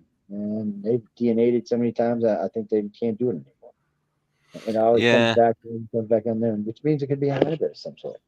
yeah So, it's I think what's the Stephen Greer had one that he swore was alien, and then Gary Nolan took it to his workshop and did some tests, and it was just a weird genetic yes, because human. Greer's one of the biggest liars in the field. I try to avoid him like the plague. He hates me. I have embarrassed this man so many times. I said, anytime you want to talk science, we'll talk science. I mean, come on, I got a bachelor's in freaking science to start off with. I said, so I'm like, we'll go at it. I said, we got into an argument at the X conference in Washington D.C. and I embarrassed him so bad. He was supposed to have lunch with Edgar Mitchell. It was Edgar Mitchell, Buzz Aldrin, and I forgot the other guy's name. We were all going to have lunch together at the press club. And he started on about this context. I said, dude, let me ask you this right now so I can get this off my chest because it's irritating me. I said, do you really bring people out to the beach for $3,600 a head to have a spiritual enlightenment with Is it extraterrestrials? C5 or something? And he's like, well, yes, I do. I'm like, but a spiritual. I said, there's no physical aliens, right? He said, no, there's no physical. It's all spiritual. I'm like, okay. And I said, what's your Yeah, average size of your group? He said 10 to 12. I'm thinking 40 grand a pop. I'm like, I said, Stephen, I got a fundamental issue with this. I said, now I also got a fundamental issue. When anybody asks you to speak, you want 5 grand. I said, you're supposed to be helping the field, not kill the field. And so yeah, we got into a bad argument, and Edgar Mitchell loved it. He said, well, I'm gonna stay on your good side. I tell you what, I was sitting with two of my heroes, and being astronauts, I loved it. I had a great time sitting there talking to them. They told me yeah. all kinds of stuff. And if These you would aliens, have asked me a few years ago if I actually believe aliens are on like planet Earth, I'd have been like, "You're stupid." Like they're obvious. Like there's probably aliens somewhere, but not here. And now, a couple years ago, I think it was 2017 when like Lou Elizondo and Chris Mellon got that. What is the Tic Tac video leaked yeah. through the military, and that's what kind of I was like, there's actually maybe something to this. So I wanted to ask you, Joe, what was when was your like, oh, they might actually be aliens on Earth or some kind of non-human intelligence on Well, Earth? I used to be on the Nimitz. I've never met a pilot to date who says he has not seen a UFO. By the way, not commercial, not military. I've never talked to an astronaut. I think I've talked to about 40 now, or 36 actually, and not one of them has told me they have not seen a UFO. I So was that like, was your turning point. How old were you? it was, well, it was evidence for me. I needed, my brain was analytical, so I needed some kind of evidence. I knew, like you just said, that there was life in the universe. I had no doubt about that, Yeah. and there was probably life somewhere nearby. But here, and my problem was not that they couldn't come here. Why would you want to come here? I mean, this planet is a wreck, man. I mean, come I think on. it's a beautiful planet. No, it's beautiful, but the planet itself, the people on the planet is a wreck. The people. Eh. The planet is fabulous. I mean, if you see it if you see it at daytime, it's a beautiful planet. If you see it at night, you're like, what is all that white shit down there covering their planet? You know, I mean, it's pretty lit up these days. We're like a beacon. Come Mhm. find us. You heard what Stephen Hawking said. What are you stupid? Stop sending shit into space. And he ain't the only one that said that either. He's like, what are y'all doing? You know, come on. We sent, not only did we send a thing out there, we sent a thing out there with the human anatomy in it and one of the blood Yeah. types. I'm like, yeah, okay. And we add directions to how to find us. I Okay. can't see. See, I don't know. Maybe I don't know if how deep I want to get into this, but I can't see him being bad because if you have the technology to travel, so far or possibly through dimensions, I can't imagine that they have any need for actual resources, right? Because you could just go to some Yeah, yeah, some belt and get all the platinum you want, or you can go just to like, some just like all we're the fixing water. to do in about 50 years, we're going to be doing it ourselves in the asteroid Yeah. belt. We're mining the hell out of it. For me, that really the first time I ever really, I mean, I'd been in the field, collecting evidence because a couple of people had told me they had this or that happened. I'm like, you're so foolish, you know what? But these were, two of these were politicians way up the ladder. A couple were policemen. One was a fireman. A lot of them were just everyday people. And I can't. I was like, why would they lie about this? I mean, it would hurt their career, split their family. I said, so I started looking into it, but we were in Gulf Breeze, Florida. We were actually on vacation. It had nothing to do with UFOs or anything. We had planned out a 12-day vacation in Gulf Breeze, Florida, and along the coast all the way to Panama. So we check in, and Ancient Aliens is there at the hotel.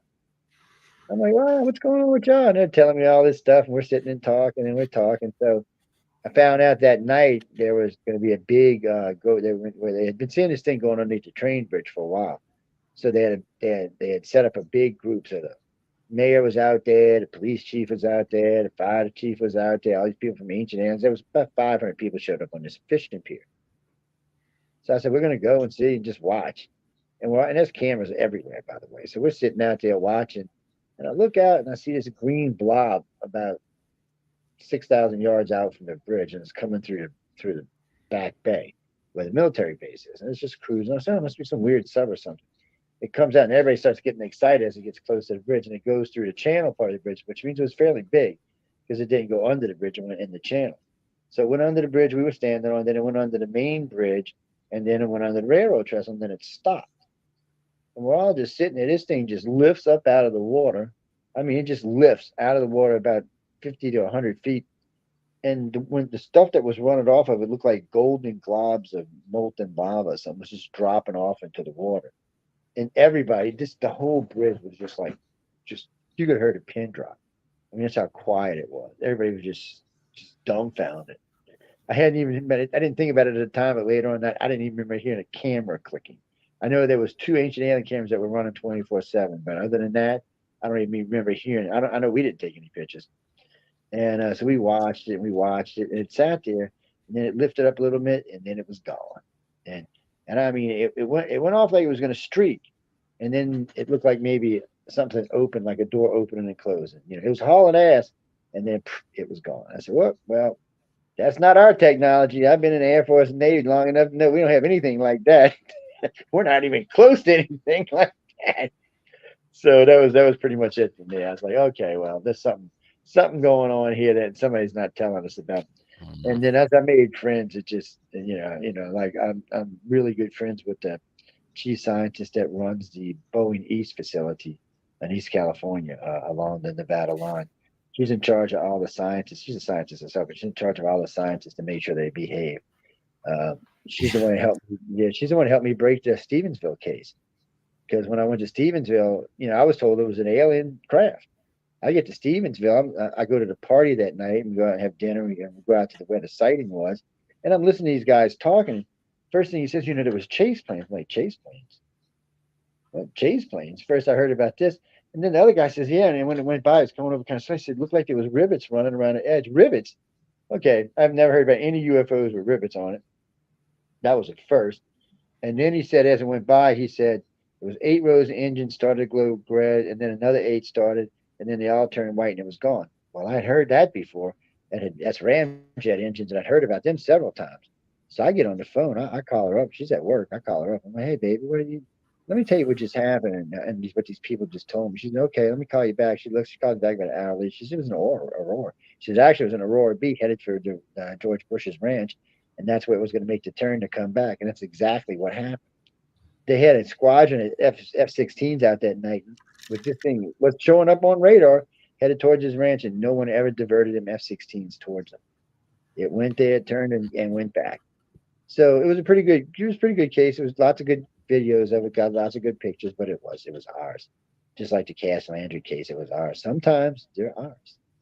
Probably Yeah. more times than not they're ours, but our government loves that. Oh, UFO, yeah, that was a UFO. Yeah, they don't argue. You never see them arguing about it. Yeah, sure, that was a UFO. Yeah, we'll go with that. But Mhm. recently, there's been things going on recently that the big government, the real government, had to come out and say, okay, there may be something to this. That just means we're getting closer to contact. But when I say that, that could be tomorrow or 500 years from now. So I wouldn't. You should start doing illustrations about that. You should do an illustration with Joe Biden and pointing at a UFO. And never mind, that would be nice. Never mind, that would be nice. I wasn't going to be mean to you, but Cracker Joe makes me crazy. Matter of fact, to be totally brutal about this, I haven't seen anybody run in the last 4, 8, 12 years that I wanted to see it in office. But Yeah. maybe we'll get an alien come in and take over. Yeah. I mean, Maybe. if I was looking at this planet from space, I'd be going, man, they're screwed. Maybe we should send some help after all. I don't know, but We're getting close to the end of our show here. Can we just divert back a little bit to the to Tyler talking about scaring me, man. I'm sorry, go ahead, John. To all you artists out there, aspiring Mhm. artists, is like a bit on your journey, Tyler, and how you did it, and then your recommendation to those in terms of entering the contest and how to do it and why it's important. Yeah. So I had originally got like I learned about the contest through a friend, and he recommended that I sign up, and I was like, no, I'm not going to be good enough to win. There's so many people signing up, and it was actually the very first time that I applied that I got chosen to be one of the winners, and then they're like, okay, now you need to do an illustration for the book Writers of the Future. So I did that, and I was really trying to figure out what would win the contest and for the bonus prize. And so I went back and kind of looked at all the previous winners that had won the Golden Brush, and I was like, okay, what are they doing that is really good? And how many hours do I want to put into this, and how hard do I want to push myself? So I was like, let's just go all the way. So I pushed myself really hard and got a lot of really good feedback from Echo, which kind of acted as the art director for the project. And yeah, that's kind of my journey for signing up, and how I was able to win the Golden Brush by just pushing myself and doing a lot of sketches, and not being happy with something if I was like, oh, this doesn't quite look right, but it looks good enough. I was like, no, everything has to look perfect to go in this book. But yeah, I would say whenever you apply, which you should, if anyone's thinking about it, pick your best 3 pieces, and then if you can see stuff that's obviously not wrong or not right with them, then go back and fix that. Don't just be like, oh, it's good enough to send in.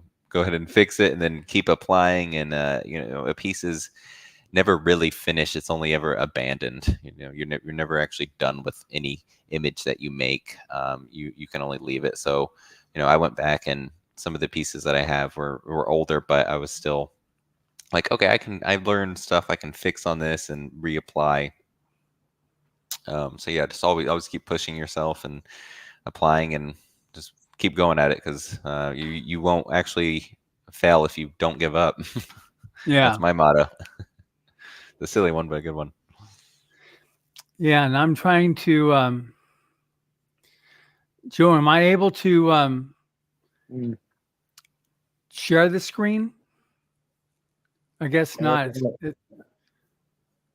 You know, I don't know. I've never run it from the gas point of view. That's why I got to get you on a code, because you could just go into there's a place in there, present or something, that you can just share whatever you got. Yeah, because you got great. So for someone to see your If I art, knew how to Tyler, do because it. I was trying to show Yeah. your winning art, but they can go to. Well, one, we've got a blog up which has all the Illustrator winners' art that you submitted with. If you go to risingfuture.com and go to blogs, you'll see probably about 8 blogs ago we had all your art is in there. Yes. But then your web page, is it web page that you have, or is it Yeah. just your stuff, or where? Yeah, you can just go to tylervail.com, just my name.com. And then I have a Instagram and Twitter or X, and they're both Tyler Val Art. So just my name and then art at the end. You can go and see my art on there. And then for the pieces that I actually applied, yeah, go check out that blog, like John was saying, Yeah. or you can go to my website and they're on there too. Yeah, and this one thing. So if you didn't know that, it's free to enter the contest, and there is no other contest out there or no book out there where the story will get an actual piece of art, and we feature the color illustrations up front, and as you can see here, there's no like there's all types of styles of art that you're going to see here that's in the book, and so it's not, you don't have to look like Disney or look like Marvel or some type of art. It's all over the place. What we've got here is just it's speculative fiction, and so that's why we have winners from 8 different countries this year. Most of that's because of the illustration, and this one here is Tyler's art here. This one, Squiddy, and so it's it's free to enter. You submit the stuff, but like there is no other book out there that has the illustration for a story per story. It's like sometimes they'll get a few illustrations, but the anthologies out there just don't do that. Magazines don't do that. They'll do black and whites, but you have color, and then the story itself will have the black and white as well as. So there's the black and white of it as well as the color that's in the front. But nothing else does it out there. And we checked that we got a 64% success rate of people that win the contest that go on to successful careers in either writing or illustration. So it's the best thing going out there to actually help get you a start if you're interested specifically in speculative fiction. So it's definitely going strong. And the issue, I'm going to post it pretty soon, but the locust issue just came out today, and a real nice feature on writers that feature a bunch of photos there. All the winners are in there, and all the different. The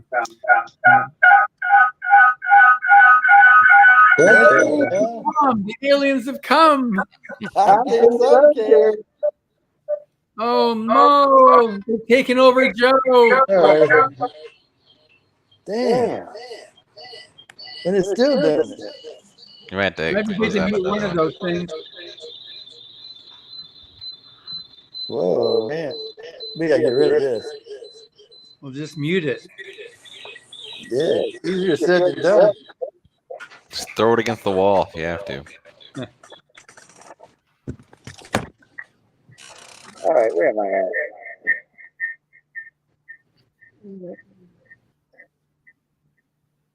All right. Whoa.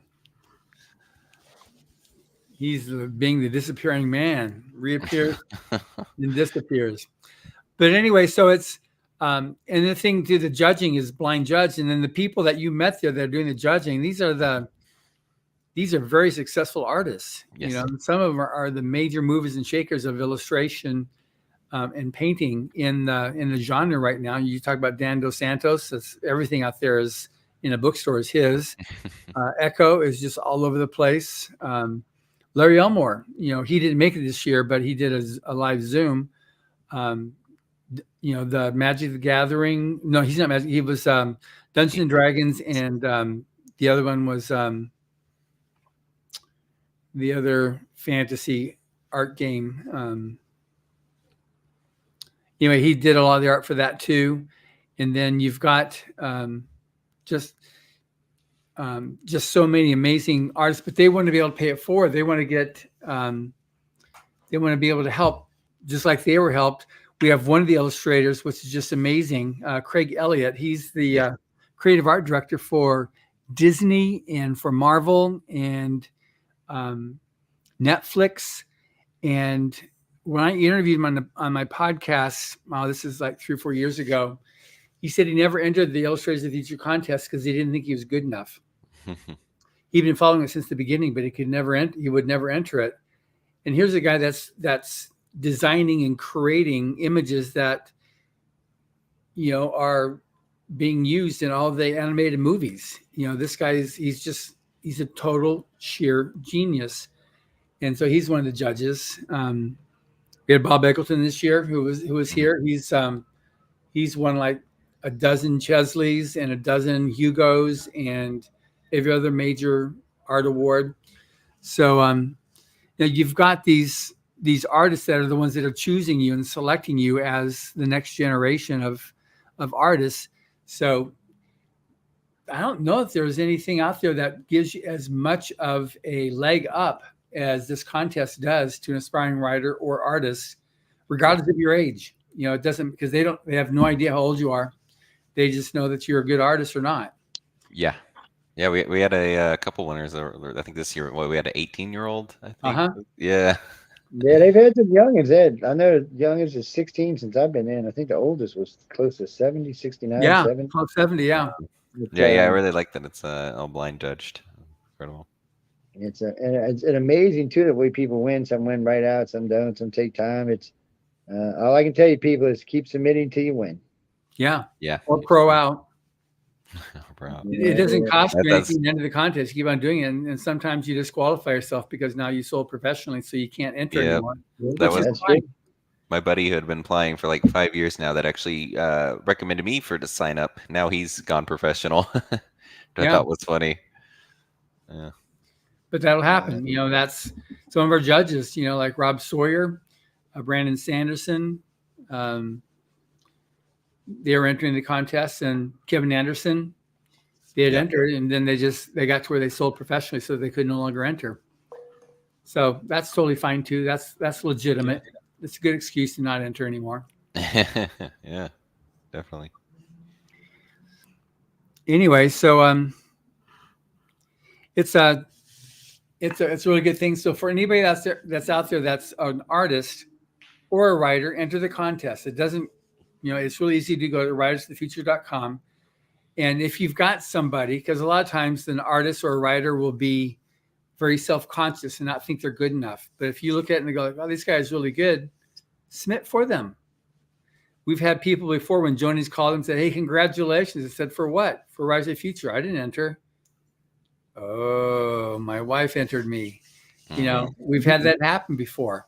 You know, there's someone's just too self-conscious. And realize too, the judges never see who you are. All they ever see is a number. So if you're concerned, like, I don't want somebody to see me when I'm still trying out and get a bad impression of me. Well, they don't have an impression of you. They have an impression of a number. And they won't know a name until you actually win the contest. Yeah, So, I had to go in there and remove all my signatures from my work in order to submit, so that way they wouldn't know who I was. Because if the signature's on there, it automatically disqualifies it. Yeah. Oh no, Jeffrey, trust me. That was my first thing I touched. I was like, John, you are so full of bull. I was like, Jeff said he didn't believe y'all. And I said, I did. I drove him crazy. He drugged me out there. And I trust me, Jeff, I talked to everybody. I said, there's no way. I don't believe this is blind judge. BBS. And so I told him if I was coming, I want unfeathered access to everybody. And he gave me unfeathered access to everyone. And when I mean everyone, I mean all the staff from Writers of the Future and Author Services, all the judges, all the winners. And guess what? That's exactly what he told me. You know, I hate when I'm wrong. You know, I hate it, man. I hate to admit when I'm wrong. But no, Jeff, if you win, it's legit. It's completely blind judged. You just got to be good enough to get in. That's all I can tell you. You know, you don't just win because you just submit. You have to be good to win. It's You funny. know? Sometimes we have people that we see them very active on social media and they got huge followings and this and that. And you go, wow, I hope he wins. But nobody from the contest has any say.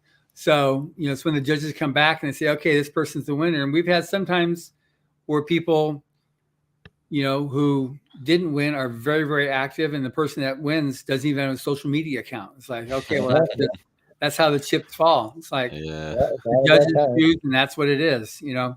But fortunately, there's so many.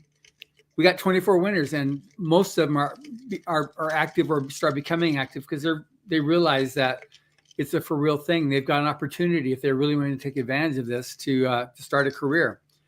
And then they got, you know, people like Joe here who's will give them an opportunity, give them a platform to talk like what's happening right now with Tyler. You know, so it's important that it's an opportunity for you to sell yourself as well, so that people are looking for the type of art that you do, the type of things that you do. So they go, oh, wow, I'm interested in that. So reach out to Tyler, which is unfortunate. I don't have the ability to put up your art onto this. Yeah, somewhere we do have his website stuff up on one of the archives. But we'll get him back. So I'll have Carmen reschedule so we can actually just go through your work.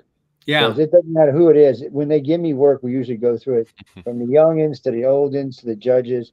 You know, like if you ever want to see collective, Yeah. if you ever want to see like Echo's work and Tom Wood's work, and them describing the process of how they got to that point, I have good interviews with them up there. Yeah. We go through all of their work, including what Echo likes to call her naughty collection. We go She through does like all of this. it. Yes, yes. But I mean, it's it's really good. You know, I was talking with one of the rookies a while back. Well, rookies, one of the winners, and they said, "What do you mean I can go?" Well, I said, "You go." I said, "So you know how you're sitting here explaining to me?" I said, "Well, she's doing, but she's the judge." I'm like, "Yeah, but she still has a creative process." And I said, "You get to see hers, not something she's trying to teach you, but actually the way she's doing it or he's doing it." I said, "Same thing with Dan. I got Dan up there going through his work. You know, Dan, how did you get this? Why did you do it this way? Why didn't you do it this way?" And you know, I know enough about art to be dangerous now, not enough to be good, just dangerous. And so I know what questions to ask and what questions I can kind of set them on a back foot after to answer the question. Because sometimes what I'll do is I'll get an artist on their back foot and then I'll make them explain to me all these resources because that way they're more likely to be honest about how they got there. Because sometimes people don't want to always say, well, you know, I was sitting there sipping on a cocktail and laid back in my recliner and said, holy shit, that's how you do that.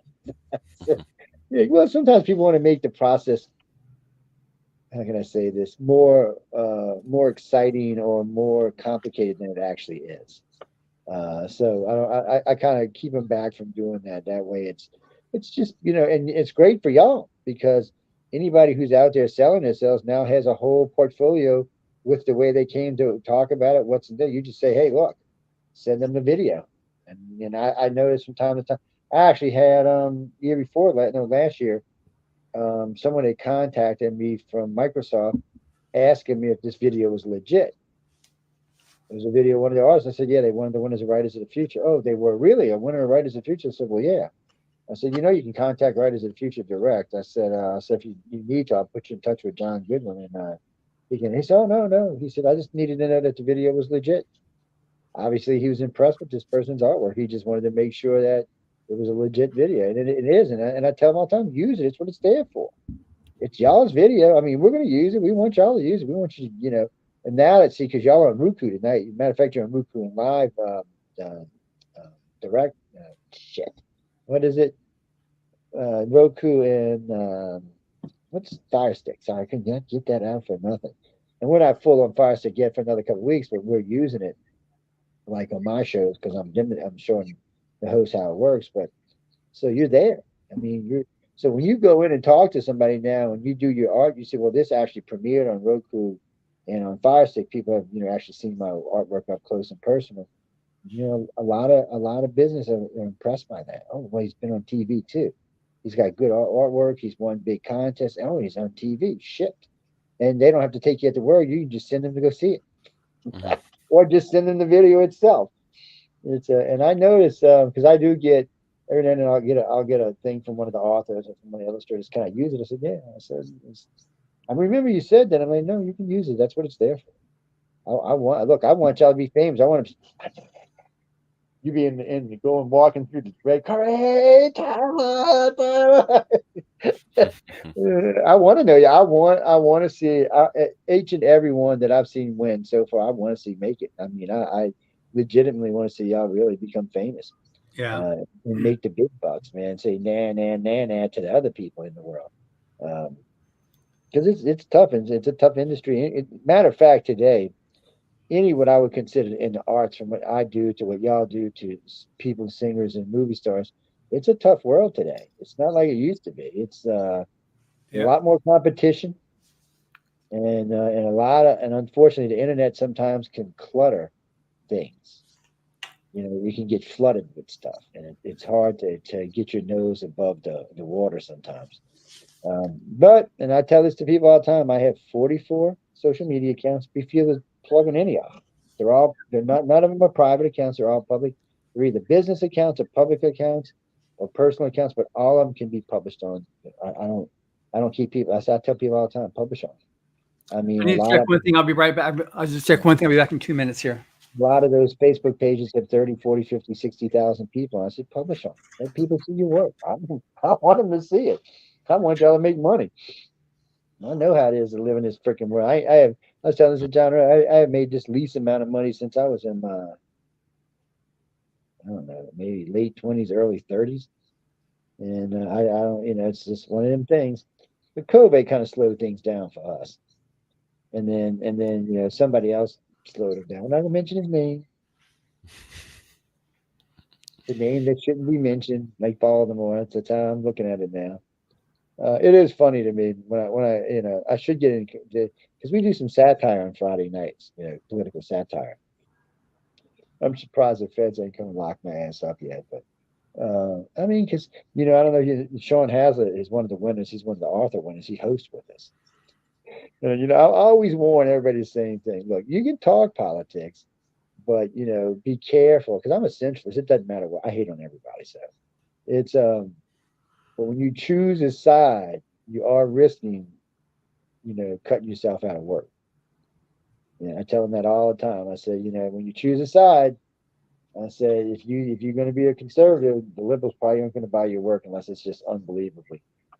I said it's the same thing. If you choose liberal, conservatives probably aren't going to buy your work. So that's why I tell everybody, hey, stick in the middle. Nobody needs to know what your private views are. Yeah, I was talking to my wife about this, but there's some weird human psychology with this. Like, I think it's some kind of tribalism or something, but it's always wanting to like combat and have a side and then fight Yep. another side. And Yep. most of the time, the sides are so much more close, and like you agree on 99% of the things, but then there might just be this one little thing you don't agree with, or your side lies so much to you that you're brainwashed into believing it, and you just are stuck in this little echo chamber with the same people telling you the thing over and over. And I really got to get out there and talk to. Well, we do. We break down the psychology on some shows. We get a little more serious. Like a couple weeks back, we broke down the psychology of what it means to be in a party. Not so much the color of a party, just what it means to be in a party. And I'm like, because somebody said, "Well, you're not a party affiliate." I said, "I'm a centrist." No, I said, "I'm truly what America is." I'm the guy in the middle going, well, you know what? Oh, you was a dumbass, but you know what? So were you. And might have been for different reasons, but guess what? You were both dumbasses. And because really, truly, when I talk to Americans today, the majority of them are closer to the center than they are to the far left or right. The majority, I'm not saying all, mind you, but the majority of them seem to be closer to the center. And I've got a lot of friends that are Democrats, a lot of friends that are conservatives that are very close to the center. And it's probably why we're friends. And they're not going to always agree, but on a lot of things they do agree on. Basic fundamental, taking care of your kid, keeping the country safe, education, finance. They agree on all of that. And when you put them together and they are forced to realize that they do agree, it makes it awkward, but it's true. Yeah, there's some stupid mentality. I think everyone needs to fight it, but it goes down to like sports teams, do the same thing, or every human needs to just whenever not you their feel yourself fault being for another side, just let it go and be conscious of it and be like, okay, can we not just celebrate the sport that we're both love and not so oh, much the team that we're rooting for? Or can we not love this country and the land and everything without divulging into pointing fingers and well, uh, yeah. stuff at each other? It gets stupid. It gets really stupid. Uh, It gets funny and stupid at the same time. Um, but I tell people all the time. Somebody said we did a thing on gladiator sports, and they got really mad when football got included in it. I said, well, what else can you call football? It's a gladiator sport. It doesn't tell and statement. It's violent. I said it's gladiator, just like boxing or hockey. Or he said, what about basketball? I said maybe on the outskirts. I said it's not a real gladiator sport. It's not like hockey or football or kickboxing or boxing. I said it's not quite the same thing. I said when we encourage our kids to be like that, what else do you expect? mhm. I said, why can't we teach them? As a matter of fact, I brought art and illustrating stuff. I said, maybe instead of teaching them how to box, we could teach them how to draw, or maybe we could teach them how to write, or maybe we could just teach them how to say hello and not worry about punching somebody in the head. But my boxing friends get really, really mad at me. They get to cussing, and I'm not anti anything to be honest with you, but I just think there might be better paths than the current. Yeah, I'm definitely. going to elect John for president next year. Yeah, We're right. gonna, we're gonna put him up. We're gonna put you up. First president to come out of California since Ronald Reagan. Wow, y'all ain't had a president since Ronald Reagan, red or blue. Shit, man, Yeah. that's not good. I I see hear. people trying to host you when you come out every year, so I'm fine. Yeah, yes, well, I know it's tough enough. It's who was it the other day? I was saying something. Oh, I did a show. I did a using a flip side from a partial one from Los Angeles. And they said, well, you're not very political. I said, well, I can't let my mind go too far over the edge. I said, I'm down here working. I said, I don't want to be stuck in my head while I'm talking to people. I don't know how to Yeah. phone just goes off on its own now. Yeah, if also if there's anyone listening to this that wants to sign up and or has been signing up for a long time, feel free to go to my website and reach out to me, and I'll give you some kind of little critique or tell you what I think you should change. I mean, may not be good advice, but it's what I would probably recommend. So anyone applying, feel free to reach out to me and ask questions. That'd be great. He's a big Re- winner, guy. So take his Definitely advice. appreciate that. He's Yeah. definitely a big winner. So take his advice. So, before we leave, I know we got like 2 minutes. So you're sitting in the stadium. You done got accepted your award. You're like, okay. So how much did you think? I mean, on a scale of 1 to 10, where were you? You think you were going to win? And I mean, how excited were you when you did? Part of me, well, the whole time I was there, my heart was just going 140. I was like, just focusing on not dying.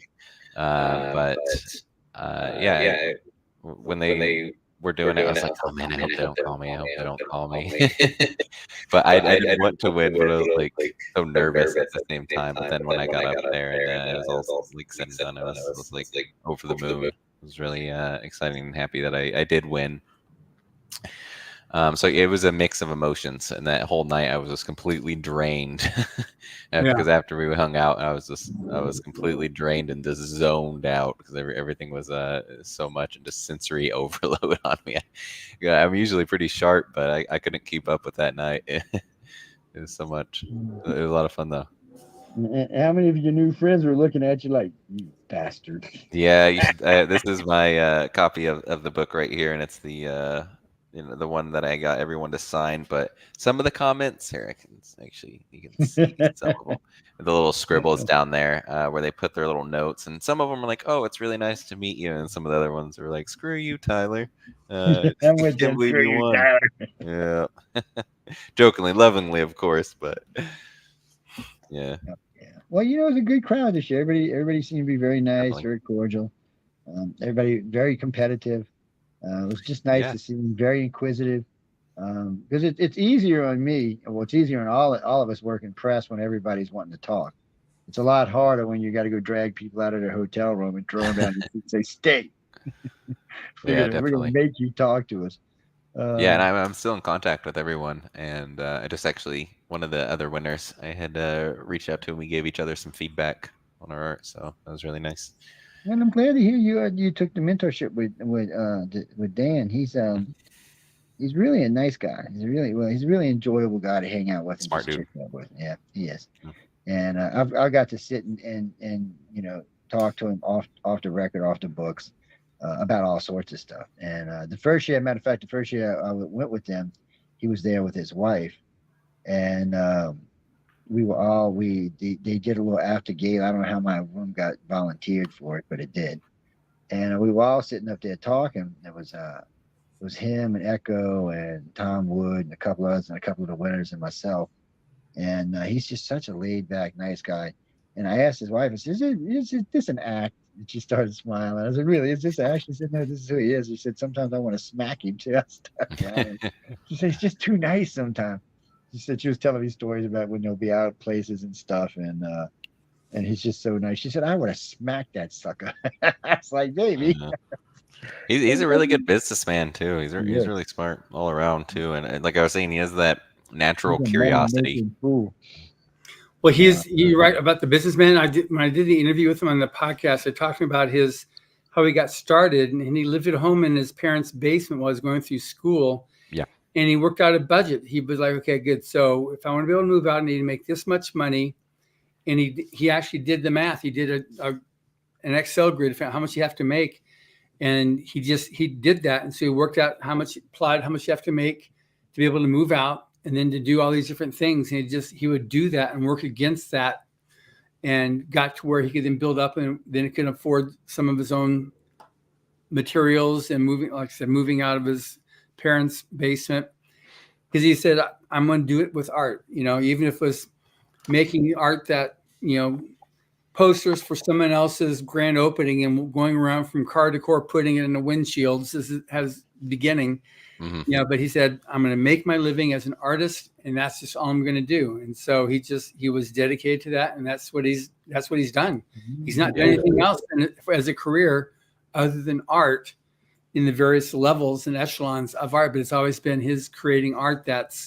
He's been in that field since the very beginning. I tell you, the one that threw me off was Pedro with being a lawyer. I would have never thought he was a lawyer ever. That was funny. I was like, a lawyer? No, you're way too nice to be a lawyer, man. Get the hell out of here. he's funny too. His speech was hilarious. He's a lot of fun to chat with. We've had some good interviews, and last one he was pretty good. It's just nice. I mean, we get to talk to y'all, and these are things you'll have in the 20 years from now when you're famous and you're walking down Hollywood Boulevard going, yeah. The press is going, wait, what is this? What are you telling this guy right here? Is this true, Mr. Tyler? Oh man, I wish you the best. I really do. I hope you're very successful. Then we'll get to see you as a judge at Writers of the Future. And, someday. Hey, you never know who's going to be judges down there. They've had some really good judges. I met 2 new ones this year, I think. Is it 2 or 3 new ones this year? Lucas and Chris. Yeah, but it's always fun to meet new people, and it's always fun to interview judges. So definitely, they actually get more nervous than y'all did. They do. A lot of judges get more nervous. They're like, Joe, I'm like, I'm here. I'm not going to make you look bad. I like you. Why do you think you're getting interviewed? They're probably nervous. They're going to speak around some of their non-disclosure agreement. That's what they were. I tell you, who's a pro is Joey Lanai. She's done 3 interviews with me, and I mean, they're just like, matter of fact, she got the #1 interview on the network right now.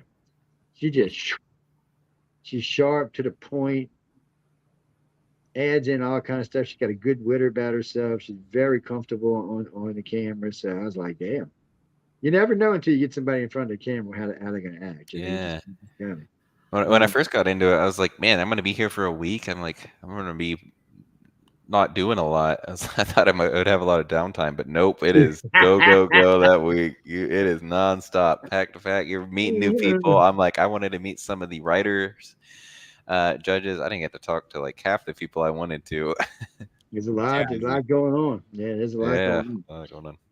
Yeah, it was nice the way they set up the classes this year too. Made it easier on everybody. It made it easier on me anyway. I got a lot more interviews done, and y'all got a little bit better time down to spend with the judges too. I know the judges like to sit and chat with you. I mean, you'll see. That's why you'll see them come down to the lobbies. You'll see a lot of times, hey, you want to come to lunch with us? Want to come to dinner with us? Come sit and chat. I mean, how many world famous judges are going to ask you to go have dinner with them? That they just met for the first time. Like, Yeah. you like get back, people. You plague I people. Get back. was it author's dad, the senator? Is it Art? Yeah. Yeah. Yeah. Yeah, they invited me out twice to go out to dinner. I really wanted to, and I literally did not have time. I was so busy. Yeah. Yeah. Yeah. That was Feel bad about that. good Yeah. folks. You got to stay busy. You got a lot going on. A lot of people to meet. A lot of people to talk to. A lot of stuff to look at. A lot of things to wrap your brain around because it's nonstop while you're there. So, Yeah. and then the big events coming up where you got to get up on stage and tux and talk. Yeah, I'm gonna sign up for the writers now. That's Good. right. You I'm gonna do a win. pin That's name. right. No, I never asked John how many double winners we've had. I know they've been About some now. five or six over the 40 years. has Yeah, I anyone know won they- both Golden Brush and Yeah. Golden? No, they have. No. No, I'll be the No. first. There you go. There you see. All you got There you go. to win the writers and win the golden pin, and there you got it. You're Yeah. ready to go. That you'll be world famous even in Writers of the Future. Damn, man. That's not been done yet. We've had the winning both contests, but not winning both top awards. Yeah, I can imagine that would be tough to do. I Yeah. mean, it's tough enough to win, much less that. But I know we got to get out of here. So, Tyler, tell them one more time where they can find you. Yeah, it's gonna be Tyler Vail Art on social media, and then my website is tylervail.com, and it's gonna be VAIL. Vail. Yes, smart ass Jimmy. He lives in Tyler, Texas. Okay, what? Someone comment that. I have been there. It's pretty nice. Yeah, Tyler's nice. I've been there a couple times. But we got to go. John, you want to tell me anything before we get out of here? That's, What kind of bad that you're going to be up to? This is still a new release, the book, the audiobook, and you can get it at Barnes & Noble, Books A Million, wherever books are sold, Amazon. In Canada, That's you've where got we it there at all the stores up there as well. So take advantage of this. It really is the best new voices of science fiction, fantasy, illustration Yeah, right you there, go. and storytelling. So There you if go. you like science fiction or fantasy, I can promise you'll find something for every taste in science fiction and fantasy. Well, there it is, guys. I always leave it up in the back. I mean, y'all can't see it right next, not on regular computer, but it's up there. I always leave one of them up there until the next year, when the new book replaces it. But there's always one up there. And there's usually a couple of other ones laying around besides that. That's getting ready to get cleaned out pretty soon, except for that one book. Yes, we have new author stuff coming in over the next few weeks, and so some of that stuff will be coming in. We also got a new book coming in about two senators who found an extraterrestrial in their office. This ought to be interesting. And don't ask me if it's fiction or non-fiction. I have no idea. I haven't looked at it yet. I haven't read it yet. I do know the two senators do exist, so we'll have to see how that looks.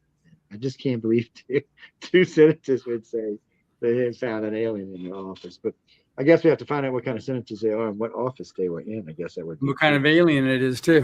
what kind of alien it is. Yes. It could be one of them illegal aliens. We never know. Oh, Exactly. no, I'm sorry. What do we call them now? No, we don't call them illegals no more. We call them something. Lost migrants or something. I'm just all right. I'm gonna be nice. On that note, we got to go, guys and girls. I want to thank everyone for tuning in to United Public Radio and the Author's Quill.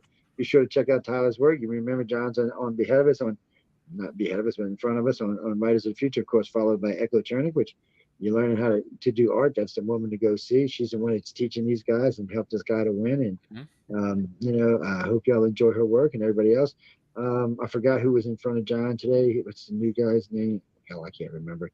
Sorry, new guy. We'll just call him new guy. Y'all can check him out. On that note, good night, good joy, have a good weekend, and stay out of trouble. Goodbye, everybody. Thanks, everyone. All right. Good seeing you, Tyler.